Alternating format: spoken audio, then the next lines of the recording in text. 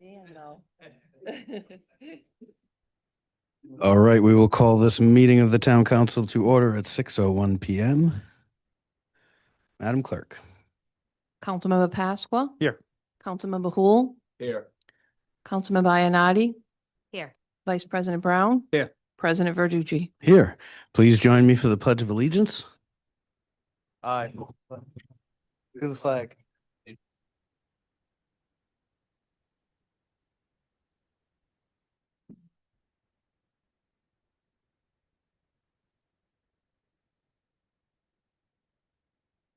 In the event of an emergency, you can go back out the doors you came in. If that is blocked, you can go to the side doors here, and there's a door in back marked exit. So thank you all for joining us tonight. We got an agenda here that's got a lot of different items on it. We're going to start getting through some of the quicker ones. I will entertain a motion to take the agenda out of order. So moved. Second. Motion and a second. All those in favor? Aye. Opposed? Ayes have it. Motion carries.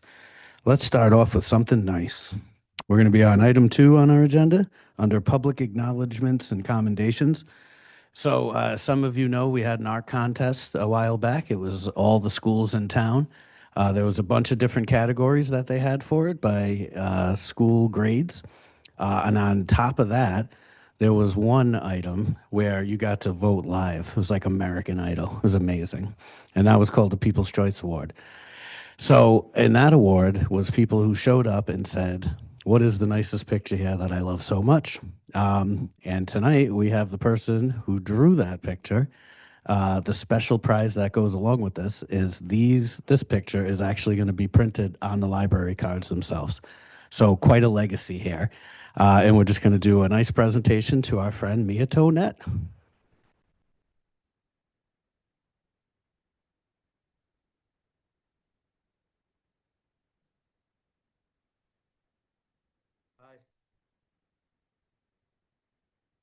So first of all, here's this picture. Mia is, you said 17? No. Mia's very young, and she drew this very beautiful picture here, much better than anything I could draw, and we really appreciate it. And it looks like it won everybody over at the event. There was tons of votes, and she was the clear winner. So for that, do we get to keep this? No. Okay. You can have it. We have 2 different citations for you. Okay? This is better than like anything. So the first one says that you slayed it. People's Choice Award winner, Mia Tonette. So, you ready? May 19th, 2026, the library hosted an art contest as part of the town's semi-quincentennial celebration, asking students to submit their work based on the aspect of Coventry's history. And it could be from any time period. We had the Payne House, the Coventry Historic Preservation Commission, and Nathaniel Green Homestead all there. And they helped participate and plan and coordinate and judge the contest. As I said, this one was judged by the people themselves. So I think that's pretty special. So tonight, the council would like to congratulate Mia Tonette, a student at Western Coventry Elementary. You got 156 votes were cast for the People's Choice Award on that evening of the art. So pretty good. More votes than some of us get. Now, therefore, be it resolved that I, John Paul Verducci, confirm that Coventry Town Council congratulates Mia Tonette on winning the People's Choice Award. So that's for you. Very good. Now, if that wasn't special enough, we have another one for you. This one is from the Secretary of State. Big deal. Okay? This is what he says. Be it hereby known to all, I, Greg Amori, Secretary of State of the State of Rhode Island, congratulate you on winning the People's Choice Award in the Historical Coventry Art Contest. Your drawing is an excellent rendering of the Reed Schoolhouse built in 1831, one of the oldest and best preserved of Coventry's schoolhouses. Signed under the seal of Rhode Island on the 8th day of June, 2026, Greg Amore. Very nice. Congratulations, Mia. All right. I'll see if we can get Mom and Dad to take you out, maybe. Where are you going to go? Ice cream? It's a good night for ice cream. You keep those. I'm keeping this picture. Oh. You want this back? I'll sell it. $20. Congratulations, kid. Thank you all.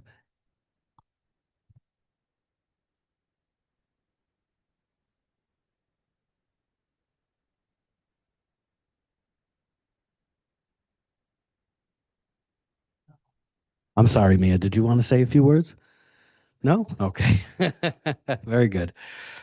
All right. That will be it for tonight. Thank you all for coming. All right. What do you say? Want to bounce up to minutes, maybe? Let's get some minutes. So we are on item 1A. We have a couple sets of minutes. We have January 13th, 2026 and March 17th, 2026. Those are open session meeting minutes.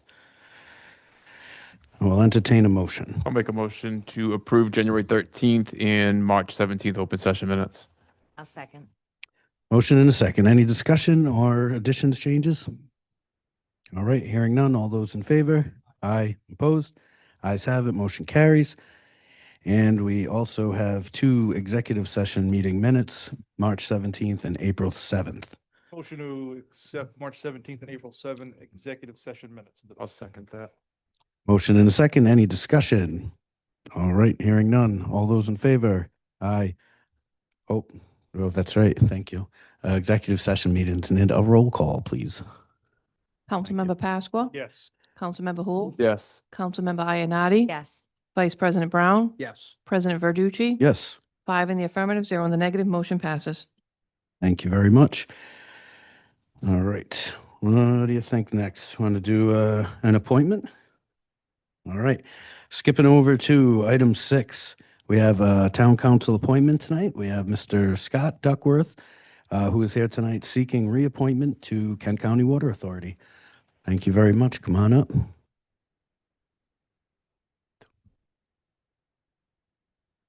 Good evening. Thank you for joining us.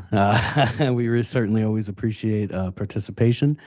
Obviously, thank you for your service up to this point, and thank you for wanting to continue. Anybody have questions or comments? Make them draw a picture or anything? Just in total, I've known Scott a long time. He's put his heart and soul into Kent County Water Authority. Does great work up there. He's the treasurer for the Water Authority. Just an outstanding candidate. So I make a motion to appoint Scott Duckworth to the Kent County Water Authority. Thank you. I'll second. Motion, double seconds. Any discussion? Thank you. I did read your resume. You donate, if I remember correctly, you donate your stipend from them to charitable organizations. I do. So I just want to thank you for that. Also, thank you for your service. Thank you very much. We have a motion and a second. Any discussion? All right, hearing none. All those in favor? Aye. Opposed? Ayes have it. Motion carries. Thank you and congratulations. Let's hop over to licenses. Item 5 on your agenda, we have 2 licenses. Looks like tonight. First up, we have application for fireworks license July 4th, Johnson's Pond Civic Association. Anyone here to speak on that? All right. So hearing none, looks like all requirements have been met based on our notes here. Anybody up here? Discussion, comments, motions? Motion approved. Second. Motion and a second. Any discussion? The only thing I'd, maybe not off topic, but I'd love to have some further conversation about something, some sort of a drone show every time these fireworks come up. And I love fireworks, but we always get emails. And there's always been some suggestion about a drone show, maybe in lieu of. We have a drought coming up. We're in a drought. So just things to take into consideration. Oh, certainly. Go ahead, Mr. Pasqua, Councilman. I can give you a little bit of information on that. I don't want to be too far off topic, but that's been looked into before. It's really expensive. It's like $200,000. It's big, big money. Wow. Maybe one big drone. Gotcha. No, it's a good point, though. Those are pretty cool. It is Though. awesome. I can see why, but wow. All right. One day. All right. Any further discussion? A motion and a second. All those in favor? Aye. Opposed? Ayes have it. Motion carries. We are on to 5B, new 90-day peddler license. This is for the 3D Craft Shack. All requirements have been met on this one. It looks like we have a name of Leslie Shackelford. Are you here tonight? All right. Looks like all the requirements have been met. This is going to be to meet in public spaces to sell craft items. And I'll entertain a motion. To approve. I'll second. Motion and a second. Any discussion? Hearing none. All those in favor? Aye. Opposed? Ayes have it. Motion carries. We have more licenses.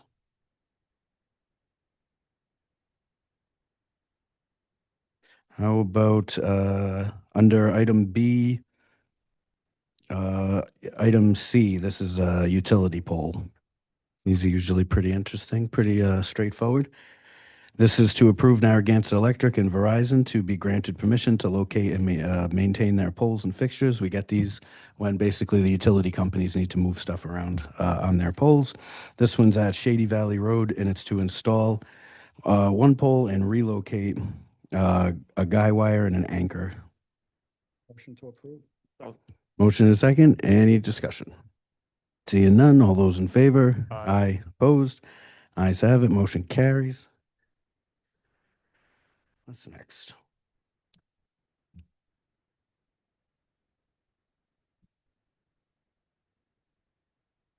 All right. Nope.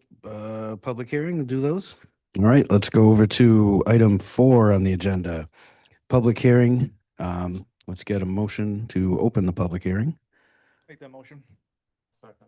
Motion in a second. Any discussion? Hearing none. All those in favor? Aye. Opposed? Ayes have it. Public hearing is open.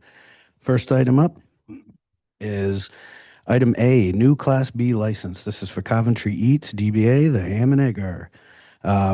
All requirements have been met on this. We have a note about a liquor license previously at this location. Hello, sir. Thank you for joining us again. Thank you. Are we gonna drinking with our ham and eggs? Bloody Marys, mimosas, yes. Gotcha. So on this, we are approving the actual liquor license being transferred, or just a new one altogether? Okay. All right. And I'm assuming no issues from the town or PD or anybody? Right. Anything you want to say? Thank you. All right. Get Good enough. going. We got a motion. Oh, shoot. Gosh. All right. Anybody else in here to discuss this topic? Our ham and egger. Oh, go ahead. Please come on up. Yeah, I own the house across the street from. Hold on one sec. I just need your name and address for the Daniel record. Green, 698 Washington Street. I just wondering if there's gonna be a full liquor license. It was actually the operation hours. We don't need this turned into the LA Cafe West. You know what I'm saying? So I wish you all the luck with Oh, that. yeah, no. But 72 breakfast, lunch. but if it doesn't work out, what's your operation hours? You're gonna get a license for entertainment. Next thing you know, we get country western on Friday night, and I'm dealing with drunks at 1 o'clock in the morning, leaving across the street. So that's my concern. Yep. I can be- You want to come up and tell us specifically? Am I help? No, no nights, breakfast and lunch, 7 to 2, 5 days a week for now, 7 days possible. That's it. All right. And then question for the town manager and clerk. If anything were to change in those aspects, would we be requiring a different license, or how would that work? If there were some concerns from the neighbors that he's operating outside of those set hours that he's advising us now, then we could always call him back in front of the council or in front of safety services. Understood. Go ahead, Councilman Hull. I want to make sure that we as a town are not starting to dictate a business model. If the gentleman wakes up tomorrow and 5 days a week isn't working for him, and he needs to work 6 days a week to pay his bills and continue to pay the town's taxes, who are we up here to tell him he can't work 6 days? We should approve this license based that this gentleman, as an unforeseen future, may operate 7 days a week, normal business hours, operational of whatever a restaurant may operate. Potentially could down the road close at 10 p.m. That's not up to us up here to dictate his business model. Yeah, that's what I was trying to get at. Like, is there, a special entertainment type license? We wouldn't offer that in the town, right? Yeah, we would Probably need it. a separate license if you want So- entertainment. Right. So anything that would change those one way or another, he'd have to come back before us based on perhaps a neighbor saying, hey, this isn't what we talked about. Mm. Yeah. God bless you.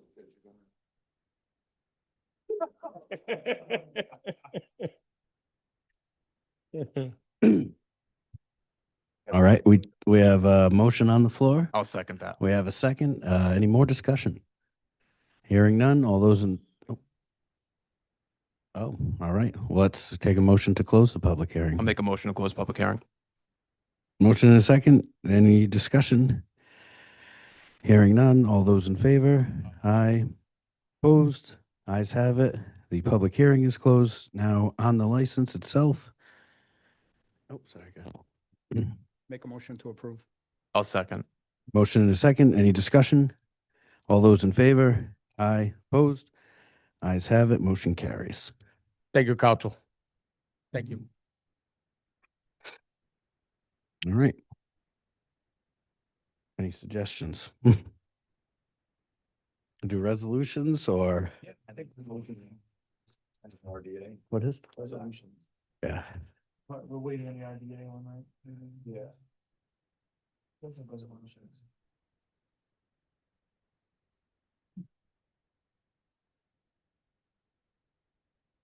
right. If there's no objections, we'll move to item 8, resolutions. First up, under item A, resolution 26-62. This is approving the purchase of a mobile command post vehicle and associated accessories for the Coventry Police Department. This is for $117,701. We have the quotes and the contracts as part of our backup. And I believe I saw the chief in here, if you want to come up. Hi, good evening. Hi.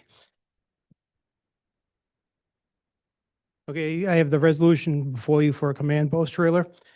This is a vehicle that will be used for special events, for SWAT team events, for EMA, Rhode Island Department of Health events that we have, and exercises. It will be used for communications and for drone operations. This was 60% funded through federal funds, a federal COPS grant. After we used that 60% funding, I was able to get additional funding. I'm sorry. I was out back. I wasn't expected to come up. So, all right. So there was an additional 18% funding I got through a Rhode Island grant, which is a law enforcement grant. And we were able to finish it off with the last 20% grant funding through the Department of Health. So it's 100% grant funded vehicle that we'll be using for all those special events. So, any questions?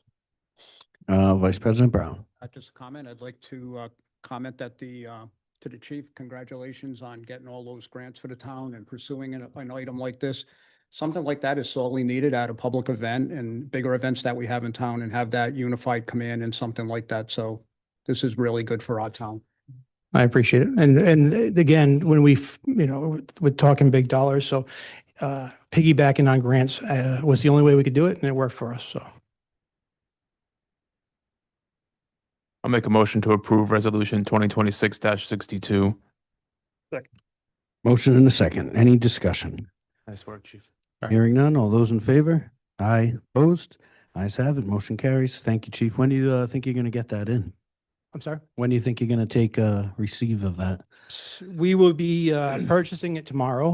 However, the build time, generally 4 months. Interesting. I hope.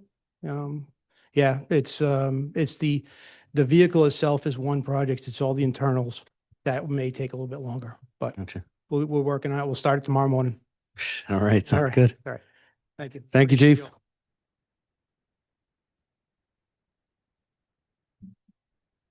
All right, moving on resolutions. If you're playing at home, this is under section 8. Now we are on item B. This is resolution 2663, adopting the 2026 comprehensive community plan update.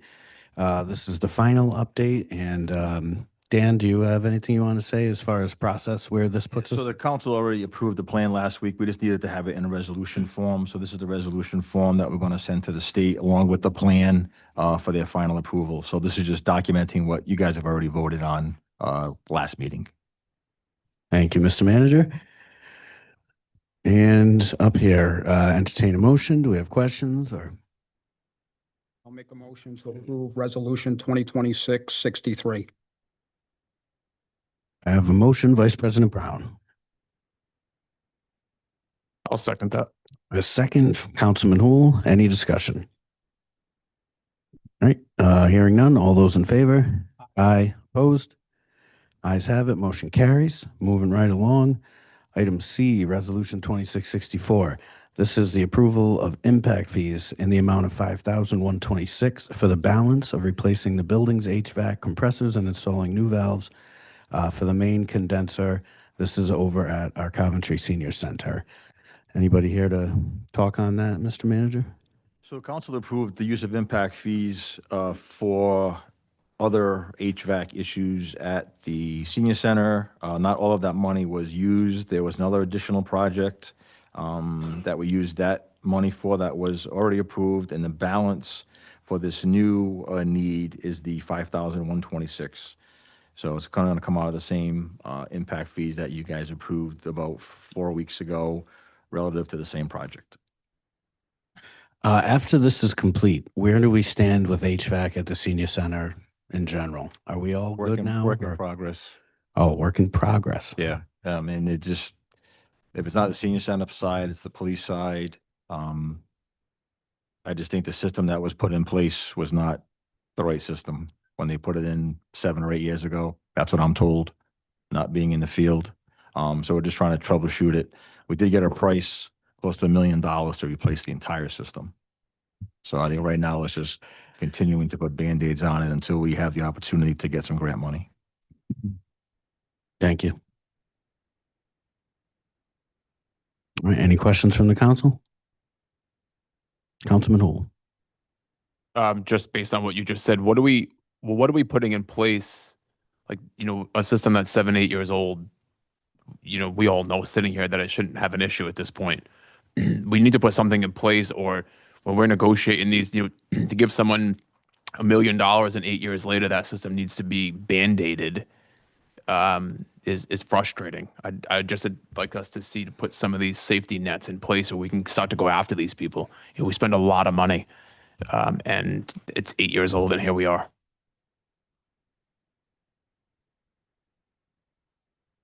Yeah, that was going to be my follow-up question. Is it worth putting something like that in CIP or capital? But I mean, that would eat up so much of it. That's probably, 4 or 5 years worth of capital.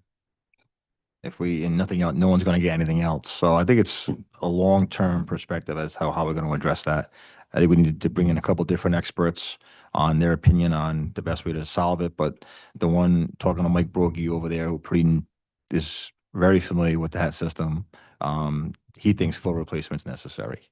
And again, that's his opinion. We haven't brought in any professionals to document that or give us an exact price because, as you know, we have a lot of other things on the table right now that we're just getting through. So I think it's definitely something to look at down the road. Yeah, to Councilman Hull's point that we got to make sure we have some better warranty language in there. I mean, yeah, it depends who you talk to on the HVAC issue. Some people say that's as long as they might last sometimes, but on something this big, that's a tough one. So, all right, do you have something, Councilman Hull? Go ahead. I'll make a motion to pass resolution 2026-64. Second. Motion and a second. Any further discussion? All right, hearing none. All those in favor? Aye. Opposed? Ayes have it. All right, we are on item D. This is resolution 2665, approving the use of impact fees. This is $32,672 for repaving the asphalt access road and basketball courts at Hopkins Hill School. So this was discussed at the school building committee meeting. It's not part of the bond proceeds that's fixing the floors at Hopkins Hill, but this is additional work that the school does need. It's relatively unsafe for what the superintendent has told us you have children falling and so forth. So they went out to bid, and this was the low price to get that work done over at the school. And we're going to use the school impact fees, which are appropriate for that purpose for Hopkins Hill School.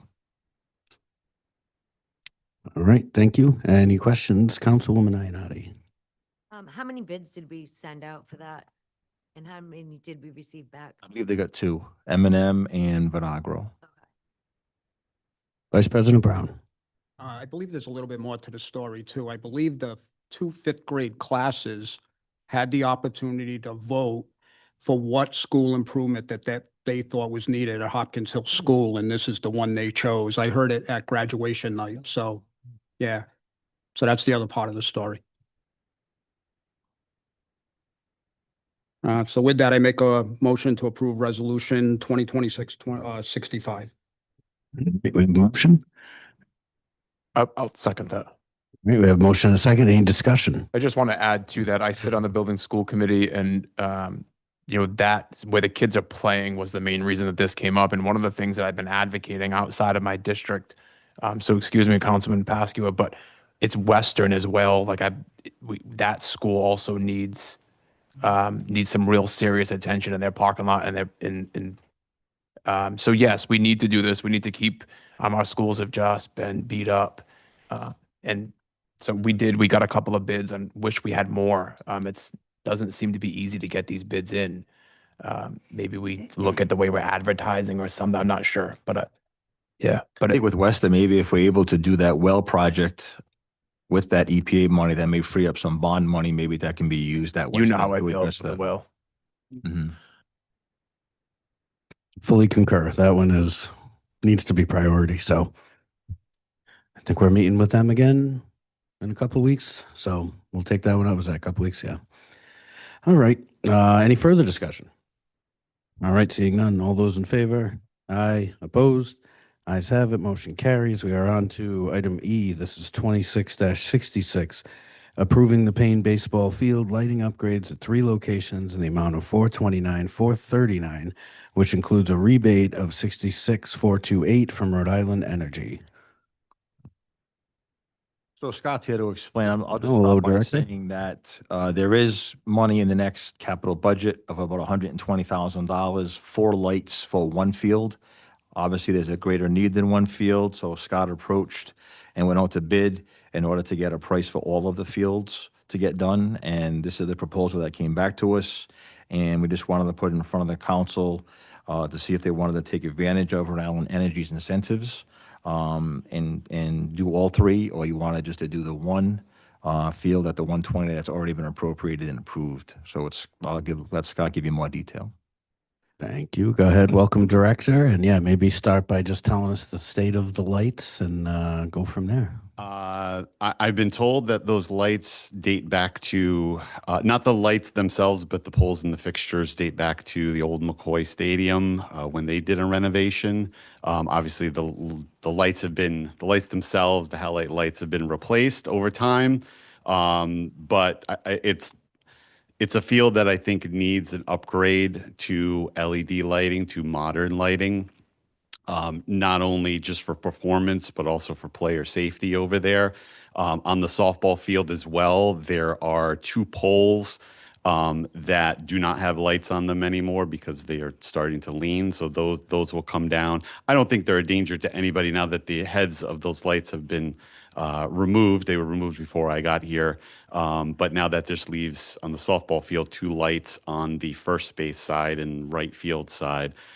So when I got here, I identified it as a need. I reached out to actually 4 companies. One of them, not really much of a qualifying offer, but the other 3 companies reached out to. I mean, we've had prices anywhere from $600,000 to Fulcrum being the lowest at where they are for all 3. The price would also include for all of it to include an additional pole installed at the softball field, so they would have more lighting dispersed around it where the side does not have lighting currently. So as the town manager said, there's enough to do one field now, which we would prioritize as the Little League field. at, I believe that's Payne 1 at Payne. But if we wanted to take advantage of the rebates, then we could not only with the energy rebates, but also the 0% financing for 120 months. We could take advantage of that. I've been told not just by Fulcrum Energy, but the other company, one of the other companies, Energy Conservation, that these rebates may be going away. I think there's a lot of uncertainty with Rhode Island Energy. They had the sale. So the type of rebates that we see now in 2027, they may not be there. I can't say for certain because what I'm being told from the representatives and what they're being told from Rhode Island Energy, there's no certainty as to whether they will still be there in 2027. Also, if we do one field now, we come back, the price to mobilize again and do the other fields, we'll probably end up paying more in the long term for all of it. Fulcrum did an analysis for us as far as doing each field separately, and those prices to come back as a project total, you're probably looking at like $100,000 more than what the total is. So we brought it before the council, get your feelings on the matter, and see how you want to proceed in this and what your thoughts are. All right. Before we get into questions, couple things to clarify. Is the rebate already included in that total price? So it's actually The 429 is including the is rebate. including the rebate. Yes. So originally it was 500 grand, call it. It was like, yeah, Yeah, it was, 490. yeah. And so it says lights, but we're actually talking about in the groundwork, a pole, fixtures, or the poles, the poles look good, but the company Fulcrum is also going to do a structural analysis of all the poles. They told me if we only go with one field, they will still do the structural analysis on all of the poles in the entire facility. So regardless of how we proceed, they will do those. The coming back, if the poles are found structurally sound, then we can proceed with the removal of the existing fixtures and lights. So the poles would remain, and then new fixtures, new lights, LED lights would be installed, and there would be a control box. Going with Fulcrum, there would be a control box that would be roughly 20 feet off the ground, accessible by a ladder. Currently, if you want to replace any of the lights, you would need to bring in special equipment, a large boom truck, typically at a cost of about $4,000 a day to replace those lights. The newer technology, and these were designed to be a little more user-friendly, where they're more of a plug-and-play. A driver goes out, you can basically get on an extension ladder, remove that driver, and then put a new driver in. In the meantime, if that particular driver to a section of lights is out, the other lights will automatically compensate and up their output so that there is not a loss of illumination on those fields. So that's where we stand with that. okay. And then the rebate itself is because it would be a switch to LED. Correct. So that yeah, incentives based on kilowatt hours used and incentives offered through Rhode Island Energy. And just one more question. The financing is actually offered through the company. That wouldn't be us self-financing? That would be offered through Rhode Island Energy as well. Interesting. So 0% financing like with Jordan's Furniture. Yes. Okay. Yeah. So the company would do the work, but work through Rhode Island Energy for the financing, and then Fulcrum and Rhode Island Energy would basically work amongst themselves to exchange, payment. Gotcha. Yeah. Okay. All right. Councilwoman Ionati. Hello. So my question is, do we have a contract to review? Can we look at the contract and what's going forward? Because it seems like there's alternative ways that we're gonna be able to do this. Yeah. I mean, So would we be able to see the contract? And also, on the 120 months, how long do you feel that it would take us to pay that off? Within the 120 months or over? Because I know it's 0 interest for 120. So are you hoping to pay it off at the 120 months? I think that'd be the finance director's review on that. So we could- Regarding the contract, the solicitor's reviewing it right now. He had several changes to the contract that he wants to see. So we sent those changes to Fulcrum and we're waiting for Fulcrum to send the contract back to us. That's why I didn't provide it, because what they provided to us is not what we're going to sign. So David reviewed it, gave us changes. We sent those changes to Fulcrum. We're waiting for Fulcrum to get back to us. Once we have that, I'll send it to the council. Okay, so with that being said, the lights, I'm assuming they probably have a discount. They're probably better wattage, usage. Is there any kind of? As far as energy efficiency, Yeah, like, do yes. they include how much savings using those lights is gonna give us versus the lights we're using now? Because I know right now we have LED, which they say those are savings, but I'm assuming this is a top of the line, different light bulb, right? Right. They did not give me a cost analysis of as far as wattage, as far as savings go with that. I can reach out to them and That could be helpful. too. yeah. Okay. yeah. Yeah, because I'd be more concerned about wanting to see the contract and me and to look at the contract and how long it was going to take us to pay it off. If we were going to be able to pay it off with the 120 months and then, good. Okay. Okay. Thank you. Yeah, yeah. So even looking at it real quick here, if we do that, you're looking at a payment of maybe $3,600 a month. Maybe town manager or finance director. Is this something we'd put in the operating budget in Parks and Rec and say, hey, there's your $40,000 a year. I will defer to the Yeah, director on that. I didn't say it. he didn't The only caveat with this is this project has to be done by 2026. to guarantee the rebate, or Guarantee the rebate and Calendar year? and the 0%. Yes, is that possible? they said it is. That's why it's in front of you Okay. right now to get this going. Okay. Yes, and have the conversation. Sorry. All right. Yeah. So, sorry. So it has. Councilwoman Ionati. Oh, I'm sorry. Sorry, I'm sorry. With that being said, it has to be done between the 1/20/26. Is that contract signed? So if it's not done, it just goes over? Is it the contract sign date that we have to be, The project has to be completed by the end of Completed. 2026. even if we signed? Yes. Okay. Yep. Sorry. Sorry. So my question was kind of, how does this work for budgeting purposes? Would we see that as a line item in next year's budget and so on? Yeah, that would be the intent. So we'll see when the actual agreement kicks into place, the financing document, and then we would budget for that, going forward in future budgets. If we had some payments that we're doing this fiscal year, fiscal 27, if the payments started up, then we would look to see where we're going to utilize the funds to cover that if they weren't part of the budget. So we would either be using revolving capital fund, contingency account. We'd find a place for it, but it would definitely get factored into future budgets. And if we miss that date, is there an option to self-finance through our general fund, in that case? Yeah, we certainly could. Well, okay. We certainly could. And then same thing, we would budget, just reimburse Just in our budget and capital lease fund, reimburse ourselves over that same Gotcha. period of time. Okay. Did I see a hand? Councilman Pasqua. So if we adopt this resolution tonight and we sign this agreement, when would our first payment be due and where is that coming out of?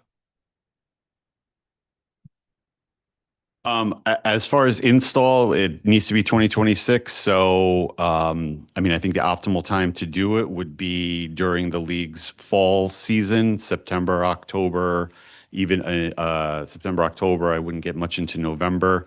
So I don't know when the first payment would be Yeah, due. I haven't seen the agreement, the Yeah. financing agreement. As soon as we can get a copy of that agreement, we'll be able to determine that. Yeah, it's my only concern because fiscal year is July 1. So we're going to be pulling money out of something somewhere to pay for it in the meantime before we write a new budget and put it Yeah. where it's supposed to be. Yeah, most likely contingency, I would say, or revolving capital right now, Mhm. not knowing when it's going to start. But most likely that's the two buckets you would probably pick from.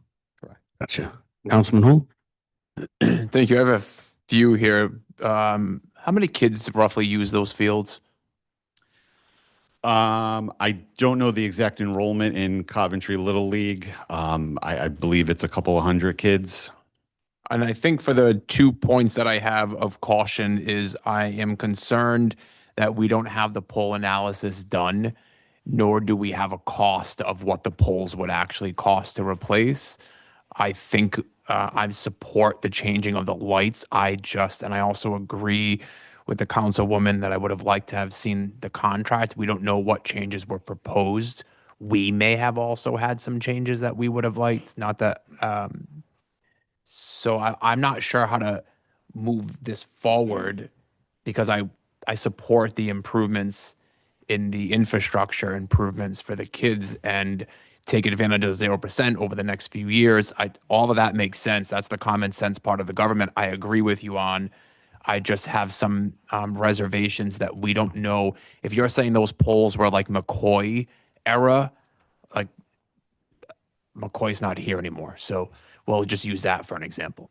So I'm not sure how to move this forward with those stipulations kind of in place. Vice President Brown?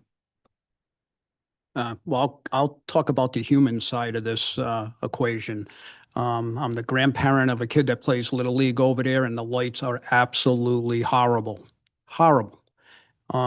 Multiple lights are out. Hundreds of Coventry families attend these games there. We host games from out of town in tournaments here. It's kind of a bad look for our town. And this light upgrade, and I agree with the other council members here about the financing and things like this, but this is sorely needed for our town. And a lot of taxpayers will see the benefit of it or what goes on over there, because the current situation, they're absolutely horrible, the lights that are there. Thank you. Go ahead, one more time. Are we able to approve, maybe there's something for the solicitor, are we able to approve this with sort of the stipulations that we see the contract and we like send an okay back to, doesn't necessarily have to come to a meeting, but maybe we all could get it and say like, okay, we're good with this. So you can start the prep work on the lights, but we want to make sure on this side that the deal we're getting is solidified and been reviewed. That would be my thought. And again, I'm going to raise the fact that I don't know if we're ever going to have the answer of what those polls, but I would have at least liked to have been like, hey, because otherwise you're going to come back here and I'm going to say to you like, man, you remember 3 months ago when you didn't tell me that information? I don't want to have that conversation. Right. Um, Yeah, go ahead. Councilman Pasqua. I think a real easy way, that's a great suggestion, but a real easy way to deal with that, right in the resolution, it says it has to be reviewed by the solicitor. Let's just let him know what we want. We want to make sure that he is in there, and we'll use him as the vehicle to approve or deny it because it's in the resolution already. Councilwoman Ionati. So I'm agreeing with Councilman Hool for the sheer fact that I wouldn't sign anything without seeing a contract for my own home, and neither would you. And we haven't seen it, not that I don't trust, I just would like to see it. And how long would it be able to get the finances in the contract? That shouldn't take long for us to get that. And I would agree with you too, that I think we should be able to review it. And then the solicitor we could all say yes or no. I don't see it having to be pushed for a long time. Yeah, no, I think we could do it offline, but That we- Yeah, we I just think don't the see- solicitor's already reviewed it. He's seen things that he wants added to the contract to protect the town. And again, we're just waiting for them to bring it back to us. And then once I have it, I'll forward it to the council Right, for sure. so leading it to, again, we don't want to just approve something with not seeing how much the finance is going to be or the contract itself. I think that's basically what we're all saying here. We're not against it, but I mean, to be responsible for town, I think it's in the best interest that we see the contract and the finances. I mean, Yeah, that I only think makes I sense. think the biggest question tonight was, is the council more in support of just the one light that's already financed or moving forward with the 3 at the 420? But we haven't seen the contract and we don't have the numbers. So to make that decision, we're missing information. what are we thinking for the next meeting? Was it another couple of weeks or There's a meeting on the 8th? Would that derail things significantly? Because we could then have time to review the contract and actually ratify the resolution? I Or? don't think it would. Truthfully, I'm surprised that Fulcrum hasn't gotten back to us with the contract. They've had it for 2 Yeah. weeks now. Oh, Yeah. Truth, yes. If it's July 8th, I will not be here. But also, I've been in communication with Fulcrum, and they are still, so their representative has told me they have reviewed it, but there's still some other people who have been out on PTO who still need to have input in it. So this was as of Thursday. Still waiting for their feedback based on the solicitor's Gotcha. recommendations in there. Yeah, So because I'll say to your question, I mean, At first, it seemed a little crazy to do that all, but knowing a little more of the details now with the financing and what it actually would look like on a monthly basis, I'm more in line to, it's basically free money for a while plus the rebate. So there is a cost factor there that we hate swallowing it up front, but maintenance and coming back out and remobilization and yada yada, coupled with the other comments of what it actually looks there, I'm not against doing the bigger one. Because it's really a little bit of a savings actually, probably over time. But I agree with the other council folks. It might be nice to just see it, and if it doesn't derail the timeline. To Councilman Pool's point, what I can do is communicate to Fulcrum that at least if they do the structural analysis of the poles, make sure that depending on the outcome of that, we're not tied into anything else, that based on that outcome, we can then either decide to move forward or. Is there any way they can squeeze that part in reconsider. before we get the contract finalized? I'm sure since Fulcrum's still It's a site visit, doing basically. there, then they're pretty responsive, so I can communicate that with Fulcrum. Thank you, Director. Go ahead, Councilman. I will make a motion to move this to our next meeting if you'll entertain that, Mr. President. I will entertain that motion. Support of this, but Yeah. just wanted to see those Yeah. other documents. And, obviously, if anything comes in the meantime, we'll get updates. And I think for the public, it's also an important part is, we don't see some of these contracts on a daily basis. So, when to Councilman Paskew's idea that we may be able to give you questions ahead of time, for me personally, reading it is what prompts my questions. Yeah. So it's hard to say, like, you don't know what you don't know. So when we see the contract, it'll be much easier for us to prompt ourselves back. All right, we have a motion. Did we get a second? Second? We have a motion to move it to the next meeting with more information to come in between. Motion and a second. Any further discussion? Yeah, thank you very much, Director. Appreciate it. This will be a big upgrade. So all those in Plugging favor? away. Aye. Opposed? Ayes have it. Motion carries. We will see you in a couple weeks, and you're going to say you're not going to be here. Great job on Saturday, too. Thank you. Thank you. If I may take a moment and thank Coventry Police, Coventry Fire, my own staff for putting everything together Saturday. I thought it was a great way for the community to come together. It was very impressive, the number of floats and the effort that was put in there. The people that were there at the parade, the people that came to the Summerfest. It was the, I think, highlight of the year for community involvement. Thank you all for being a part of that. So it was a great way to let Coventry shine over the weekend. Yeah, you guys really knocked it out. Yeah, you knocked it out of the park. I have a lot of people behind me. I know and you've been very humble. Let them do their thing, and they are great at what they do. Yeah. No, thank you very much, Thank you. Director. Appreciate it. All right, we are on item F under resolutions. This one's 2667, approving the use of contingency funds, $12,000 to beautify the town hall and library. This is going to include shrubs, flower beds, and mulch. So the Mr. next Manning. four are under Director McGee's purview. So this idea came about last year. We applied for a grant in order to beautify the front of Town Hall for about $50,000. That was going to be just an initial upgrade. We had Luke Murray, who is a town resident, actually design a plan for us with walking paths and trees and so forth. Beautiful. He's a landscape designer. That project was about $200,000 altogether. So that was going to be the impetus. Since we didn't get the grant, I still think Town Hall needs an upgrade. I believe Director McGee and some of you may also think so. So this is kind of just the initial part where we think we can beautify the Town Hall space, make it a little bit more inviting, especially with a $5 million annex across the street. We can invest a little bit of money to make this building look a little bit better. So with that said, is the director here? Director's here. All right. Thank you, Mr. Manager. I'll open it up here. Anybody motion, questions, comments? Councilman Hool. I do agree that we need something inviting. People come here from all walks of life to do their business here. That $200,000, we can forget that for now. I can speak just for myself. My biggest thing with this is I want to ensure that where the director's getting the supplies, that we need to stay focused on if this does pass, that this all needs to come from our local businesses, wherever that may be. I don't think we have the purview up here to dictate any particular. But somewhere local would be really important, just to give back a little bit. For 12 grand though, I may come plant some flowers for you. Wow. Speaking of flowers, Councilwoman Ionati. So my question is, did we get creative in this? Have we gone around to, because other towns I've seen through work travels, have we asked other nurseries and greenhouses if they would donate a shrub or a bush with the little sign that you can get printed with their name on it, and that would help promote local landscapers?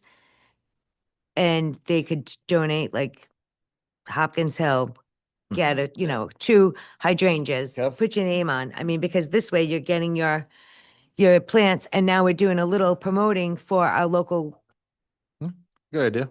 I mean, so this way we're cutting down on cost on plants and shrubs, because now it makes sense for them to donate. It's free advertising like we would at the baseball field, except not free, they just donated, and then have someone plant it and dig it, which the DPW department could do that. Yeah, we're doing all the installation of everything. You're right. Yeah. Right, Correct. so I mean, I think being creative and helping the town and people seeing, oh, look, Confreda's donated that plant. I think there's a lot of people that would do something like that. Yeah, I'll let Kevin comment. Thank you, Director McGee. Welcome. Thank you. Good evening. I was asked by the town manager to put something together. Based upon my background in forestry and horticulture and soils management, looked at this building, which now looks like a pillbox, and looking at going completely around the building and putting different beds in there to soften the corners and add some color to it. One of our employees, Jim Pive, is also a master gardener, and I've conferred with him. So we would work together, but the quantities here, there's no nursery that is here in town that can provide. I've asked a few of them, but we're looking at, 12, 19, 24. I provided an entire list to the town manager of what we would need to put this in here. Just the daylilies and colors, the perennials, you're looking at upwards of 200 plants throughout the entire building. So it all depends on, you can cheapen it, or you can get it to where it's going to look right. It would include the price would include getting equipment, which would be rear tine tiller, mulch and soil to get the bed ready to go. And once the planting will be done all by town employees, so that that equipment and labor costs would be absorbed by the town. Go ahead, Councilwoman. I don't mean to be disrespectful here, but in all honesty, that's on the landscapers in this community do huge corporation landscape, and they put an order in so they can get it, and you get a better rate by buying wholesale. So saying they can't handle it is not quite true, because I know plenty of landscapers that do Marriott's, they do Newport. So I don't see where we're gonna get the plants that we couldn't use a local wholesaler that is able to get the plants for us, or even us. I've already asked some of the landscapers in Which this area. ones? I'm curious. Coventry Gardens, Hopkins Hill, Fairview Gardens, those are all the local ones. But they However- do landscape design build. No, they are nurseries, and what we're looking at is the livestock itself. But we would have to go outside to places like Forest Hills that has a large scale wholesale development. So yes, we would use whatever avenue we could go. I'm not saying that we're going to do any one, but looked at the prices of what the individual plant stock was, and then we would look at putting together a list and see who can provide what. Because that's not wholesale though. We have a wholesale account. I know that we could go, I mean, heck, I could go get wholesale and order wholesale and get us 15 hydrangeas. So that's my point. We can do that. I mean, we could do that under our wholesale license and get it in and not cost that. So I'd like to know, and I'm not trying to be difficult, but I'm trying to say that yes, we can. And local landscapers that landscape that do big, Confreda Gardens doesn't do design build. The companies that do nursery and landscape build, they're buying for thousands of customers. Newport, the hotels, they can order that, which would be doing local business with those nurseries and greenhouses, and they're getting it at a wholesale cost, so they can handle it. And I'm just looking for the best interest for our local guys and doing that because, yes, we can get it wholesale. So if you're going to go to a small mom and pop, I mean, quite frankly, they have the license too, and they could actually order it wholesale also if they chose to. So that's all I think it's a great idea. I'm just looking Yeah, at the cost of. I think we can getting have it. further discussion on the wholesalers and who's going to provide the plants and so forth. We can have more discussion on that for sure. I just think right now we need the mechanism that's in front of the council to finance that. So So whether, yeah, this is just to finance the purchase of the items themselves. yeah, This we're is not your we're not estimate dictating where or who or how or what many. it It's is. just an idea. This will be your max budget on this. Yeah, if you have And that- then, yeah. however, if we, hold on We one can. sec. So if we can get it, however, this is going to be your max line item on that. And we're going to hope that you can cover all your bases with it. And as the town manager said, we'll explore all avenues for that. Maybe after tonight's hearing, people saw it or someone will reach out, but we'll do our diligence on that side too. I'm, Councilwoman, I'm a strong advocate of buying local. And if they can provide the product for us to do the project, I'm all well and good with that. But I'm not sure that the quantities that we're looking for, that any one nursery is going to be able to provide that. Yes, they can go outside, like we could go outside to a wholesaler and purchase it all. But I'd be more than happy to deal with every one of the local companies if they can provide that for us. Go ahead, Councilwoman. So could we get a list of that, of the items that we need for the sheer fact that item, Yeah, he's got one. it's the list Yeah. of what? Yeah. Oh, where? I didn't see it. The list of the flowers we need? Yeah. I didn't see it. Sorry. I don't have that paper. Yeah, take a look at that. And Councilman Hool. I think for me, I would have, and thank you for this, I would have liked to taken a little bit of the idea about seeing maybe a sponsorship with some nurseries that maybe they would just give us, not so much as us purchase, but we allow them their placement of this corner is sponsored by Hat Toys, Fairview Gardens, Coventry, whatever it may be. Like maybe there's just a more creative way. Yes, we need to beautify. I think we need to make it a little more inviting, but there might be just a little bit more creative way to do it. Maybe I'm not sure who would handle that, but maybe you could reach out to some of them and be like, "Hey, look, this is what our idea is. Would you like to partnership with us?"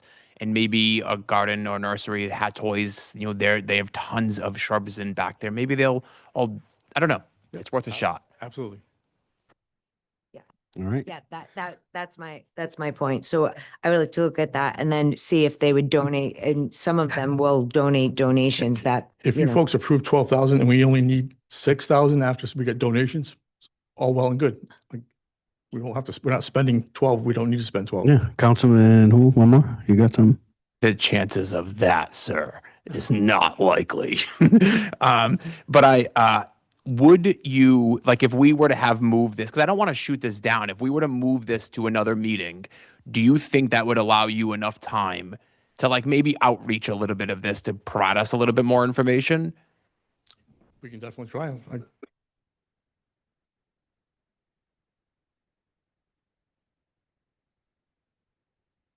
I'm in support of this. I just want to check that one box off. Like, hey, we reached out and we see what we could get for free. Maybe nothing because we're the Like I town said, and they just, Yeah, you like I know, said, I but- reached out to a couple and they said they couldn't provide us. but provide us for what though? Because they couldn't get it, or provide us for free? I didn't ask about free, but. Yeah, that's what I'm looking for, that free word. And seeing what they'd be willing to. They pop a sign on that corner sponsored by Hat Toys or whatever it may be. Thanks, Director. Did you, Councilwoman? If it's okay with you, I will help you work on that list if you'd like to reach out to the nurseries and the Just need wholesale, some group, you know. direction as far as whether this is going to be a go or And not. This is the list you need, right? That's the proposal list right now. Okay. All right. Thank you. Yeah. Yeah, that's okay. I think as long as we don't, we're not naming who. So I think we can approve it if we want tonight in theory or with that maximum amount, and then give the director some time to seek maybe some alternatives, and then he can send us an update. Give it to the town manager, he can reach out Yeah. to what we received from. Yeah, see what you can dig up. Councilman Pasqua. Generally have to go through the town manager to work with the department head. We can't actually work with them directly, so you have to Work through technically go Dan. through Yeah. town manager to work with Yeah. Mr. McGee. Yep. Okay.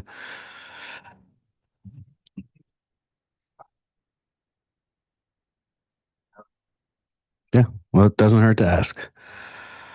All right. I will entertain a motion. Make a motion to approve 2026-67. I have a motion. Second. A second. Any discussion? Further discussion? No. We're discussion. Right. Okay. I don't want to shoot this down, but at $12,000, my vote's going to be no. So I would have waited for, I was hoping that the motion would have been to postpone this to the next meeting. All right. Any further discussion? We do have a motion on the floor. All right. We'll do a roll call. I got a feeling. Councilmember Pasqua, Yes. Councilmember Hul, No. Councilmember Ionati, Yes. Wait. I just,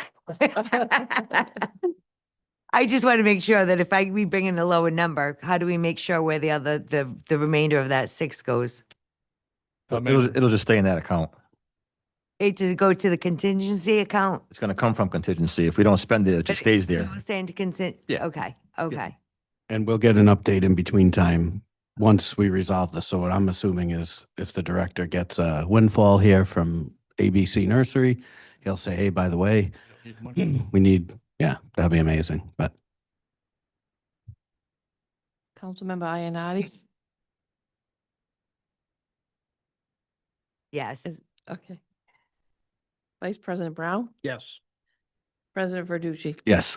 That's 4 in the affirmative, 1 in the negative. Motion passes. Thank you. Next up, Director McGee is hanging with us for this one. We've got a 2026 commercial mower with attachments. This is item G, resolution 26-68. Currently, we have a 27-year-old mower that's mowing properties throughout. And the breakdown on that is continuous and the parts are getting harder and harder to. We're looking at doing now is to purchase one with a cab so it's an all season. This one will come with a snow blower. It'll come with, this cab will be heated, it'll be snow blower. It'll have an actual blower. It'll have a sweeper for the front and also a snow blade. So it'll be part of this.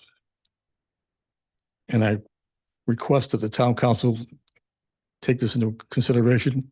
The money is coming from the 2026, 2027 capital improvement plan funding for Public Works Department, which has already been approved.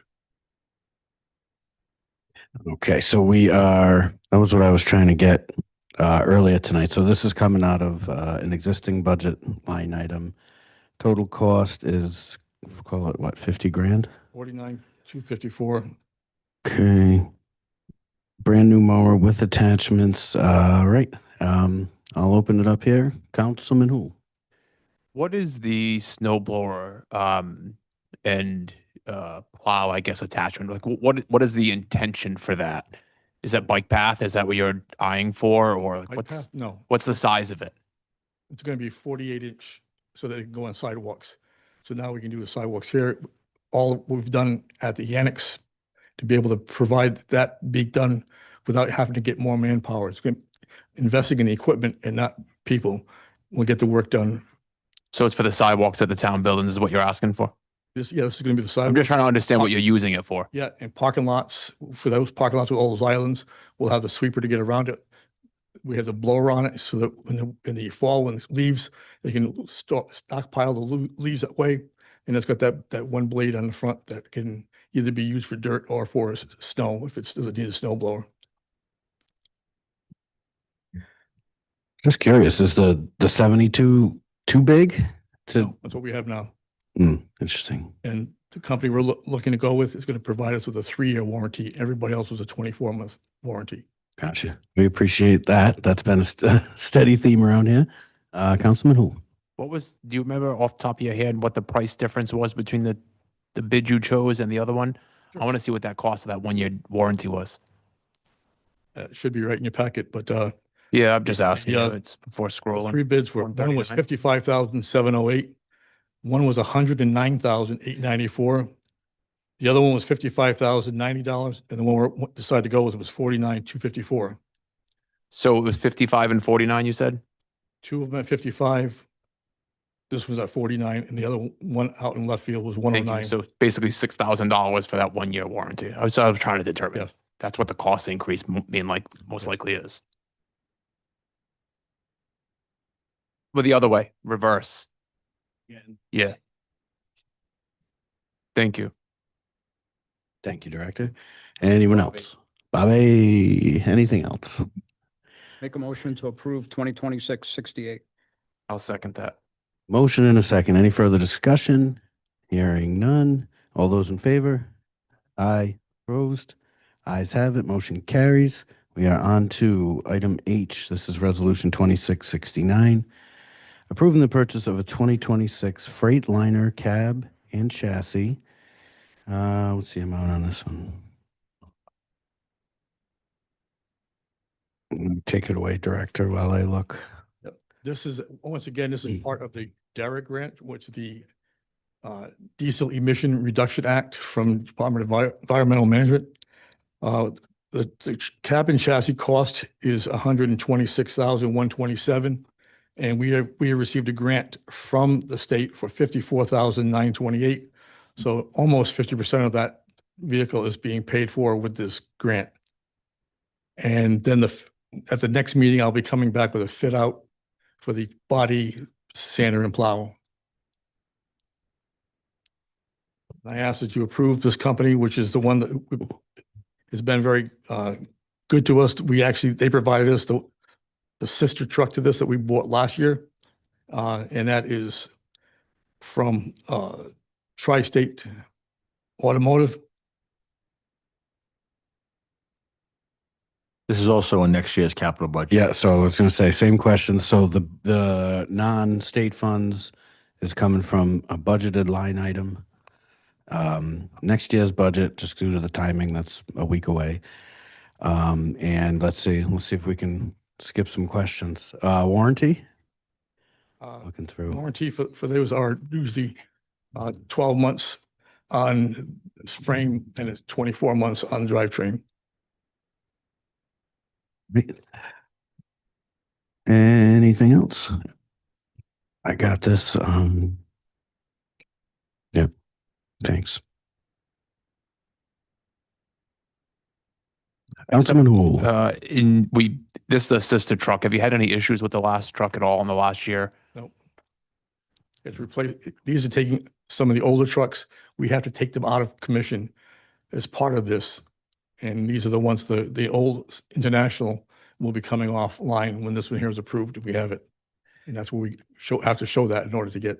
And the warranty, have you confirmed that? Because your words were that they're usually, I just want to ensure that there is I don't one. have it in front of me, but all of the Freightliner trucks that we have, our entire fleet is become Freightliners and they're being consistent. And we have no issues with them as far as the warranties go. And it's 24 and 12. Councilman Pasqua. In your proposed spec, you guys had the 3500 RDS Allison in it, and they came back with a 3000. Does your other one have a 3500 RDS in it? Yes. Did you see any issues with having that, the lower transmission in that truck? No, we haven't. And not at all. All right. Anything further? All right. We'll entertain a motion. Make a motion to approve Resolution 2026-69. Second. Motion and a second. Any discussion? Hearing none. All those in favor? Aye. Aye. Opposed? Motion carries. Thank you. And let's see, were you up here again? All right. I'll leave it. Keep digging. Resolution 2670, item I, approving the purchase of a used forklift. All right. This is interesting. We're going used on the forklift. Again, the one we have right now is 31 years old. It's time. We can't buy equipment for it. Can't buy parts. We have to manufacture what we have to. For what we use it for, again, being able to pick up larger pieces of parts for the mechanics, and also it helps to load and unload the sanders in the wintertime off the trucks. I felt that we would get this vehicle here that we're looking at going only has, I believe, 1,300 hours on it, which is fairly new for 2019. So looking at the piece of equipment, I believe it's going to serve the town well for hopefully the next 20 years plus. And this is a Toyota manufacturer. And it's got the side shift. This one also has a cabin closure for us for the winter time when they're outside. And this is also being funded through the next 26, 27 capital improvement plan. Thank you for that. Yeah, I mean, even just looking at some of the backup, I mean, you're looking at a daily rental of $400. Yeah, that's. Oh, sure. Councilwoman Ionati. Just have a question. Our old equipment, do we sell it? Yes. We sell it off. Yeah, Do we auction it off? Do we sell it off? Okay. Yes, Thank you. Is that still Gov Deals or? it is good. Yeah. Yes, there's actually a process. If it The has any state value. gives the town some chances to look at stuff, and then the town puts it out, and yeah, it's a whole. Special deals for anybody. It goes out to Yeah. the deal. Everybody has to bid on the thing. So if you're interested, we'll have a 31-year-old forklift on there, maybe. Anybody else? Yes. Tractor? Yeah, me too. All right. Let's see. I'll entertain a motion. Make a motion to approve resolution 2026-70. I'll second. Motion and a second. Any discussion? Hearing none. All those in favor? Aye. Opposed? Ayes have it. Motion carries. Ladies and All gentlemen, right. thank you very much. Have a Thank good you, evening. Director. Let's see. Is this our last resolution? We are on 2671. This is item J on your agenda. So this is Resolution the, 2671. bid award for the Hopkins Hill Light that we're all eagerly awaiting. We had two bids. D'Ambra Construction was the low bid at $413,940. As been discussed in the past, the receivership has agreed to pay $100,000 of that. The balance of that will come from the town's fund balance as of right now. Hoping to maybe negotiate a little bit more from the receivership in order to take care of some of the additional costs. We didn't expect it to be this high, but those were the only two bids that we got, and that was the lowest bid. D'Ambra, as you know, is right there, so it's going to be convenient for them to construct this. The big issue here is the steel for the light structure is 8 months out. So they don't see completion happening until June 1 of 27. So that's too bad. Just to clarify, is the 413 net of the 100,000, or we'll take 100,000 off of that? Yeah, so our portion is going to be 313. Okay. Does the resolution need to say that? Or maybe Also, it does. The balance will come from the fund balance. The balance of the 413 will come from fund balance.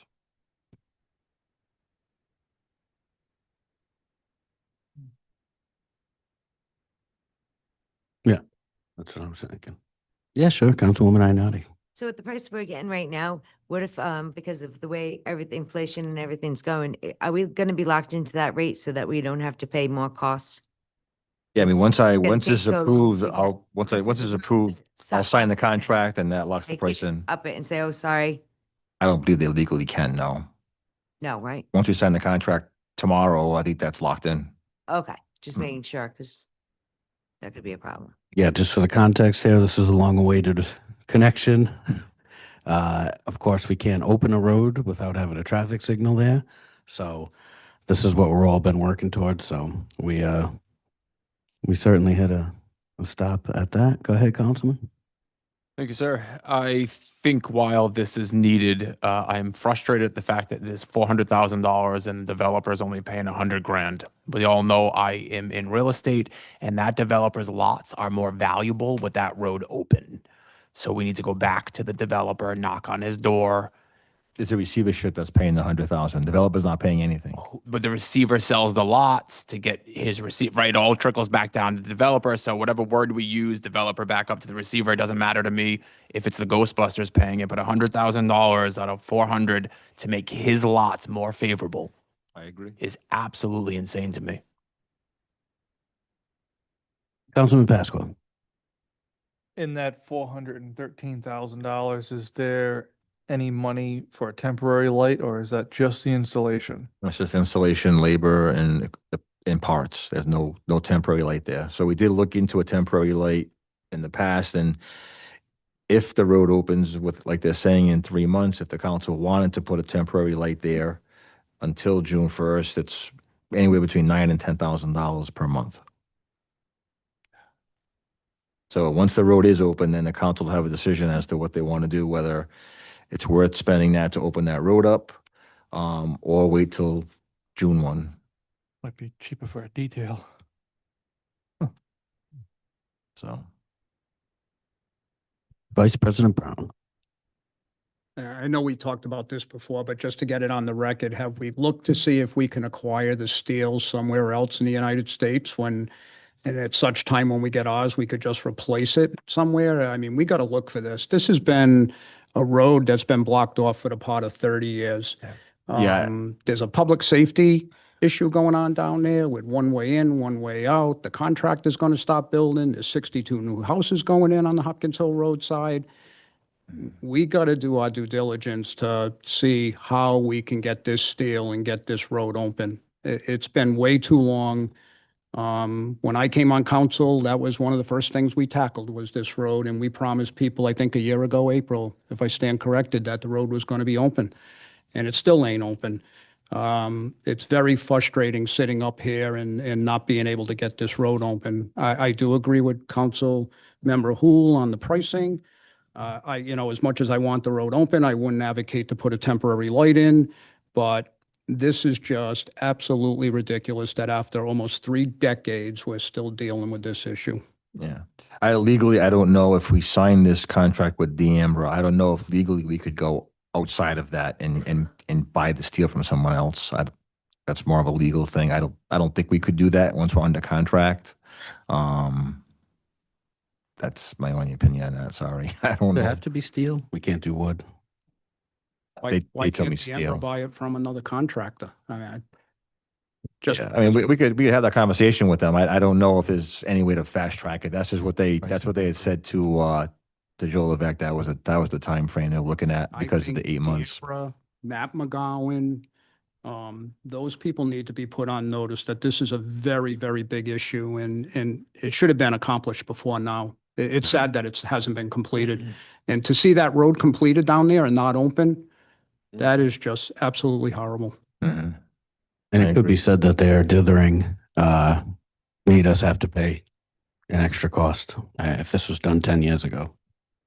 But Yeah, and we can go back. Probably that development should have never been built until if the road was through. Mhm. I mean, it was poor planning probably 30 years ago that the infrastructure should have been in. It's just too bad. Yeah, It- and obviously D'Ambra is constructing the road, so maybe there's some coordination that we can work with them. Maybe there is a way to see if they can fast track the steel, but we can have the conversation even if anyway. It's worth if it. they give us the temporary while they do it at no cost. Councilman Pasqua? Yeah, I mean, if somebody hits a pole tomorrow, a working light tomorrow, they're gonna replace the pole with something. It's just not down for 9 months. I mean, we see it often. So it Yeah, we doesn't make any sense to me that we have no way of getting this. I think that should be a negotiating point with D'Ambra on this to get that piece of equipment. And Vice President Brown, you're right. We've been talking about this road for a while. When I came on council 4 years ago, this was promised to us just a few months in. And, this has just been led down the road and, it's tough, but yeah, I think we really need to push to find a pole. There's got to be a pole somewhere. Yeah. Maybe somebody's not using one, but we can take it. We'll just confiscate one from someone. Yeah. No, I'll hop on a call with D'Ambra and see if there's any way we can get this done sooner than that.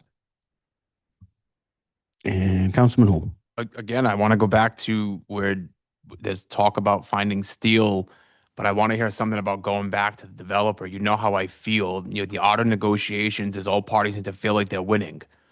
For $400,000 to make his properties more valuable, while I agree with the council people up here, it's been going on for 30 plus years. We need to open the road, all of that. But if we do this at $400,000, that receivership is winning, not the town of Coventry. He's got to come out of his pocket. He's not even meeting us halfway. Like, we shouldn't even start a conversation until both parties are at least halfway. Yeah, and I think a lot of that was based on what we thought the prices might come in at, but now we're seeing the actual. So I think that number is actually in the consent order. So it's not something that we recently negotiated. I believe that's actually in the consent order. So Okay. we can, sounds we like can have we that need, conversation with them yeah, as well. a little more on this one. Councilman Pasqua. Just one last thing. We have an agenda coming up with Senator New England. So I think we should probably postpone this resolution and have that meeting. And maybe this is a discussion that happens during that time with those people in the room. Yeah. Let's do Yeah, in general, we're not feeling like we're doing well on this deal, so let's rework it. Yep. I'll take a motion. Motion to move resolution 2026-71 to the July 8th meeting. I'll second that. Motion and a second. Any further discussion? All right, hearing none. All those in favor? Aye. Opposed? Ayes have it. Motion carries. Thank you. All right, that is it for the resolutions. So we've got two. We're going to continue. Let's see, where do we want to go next?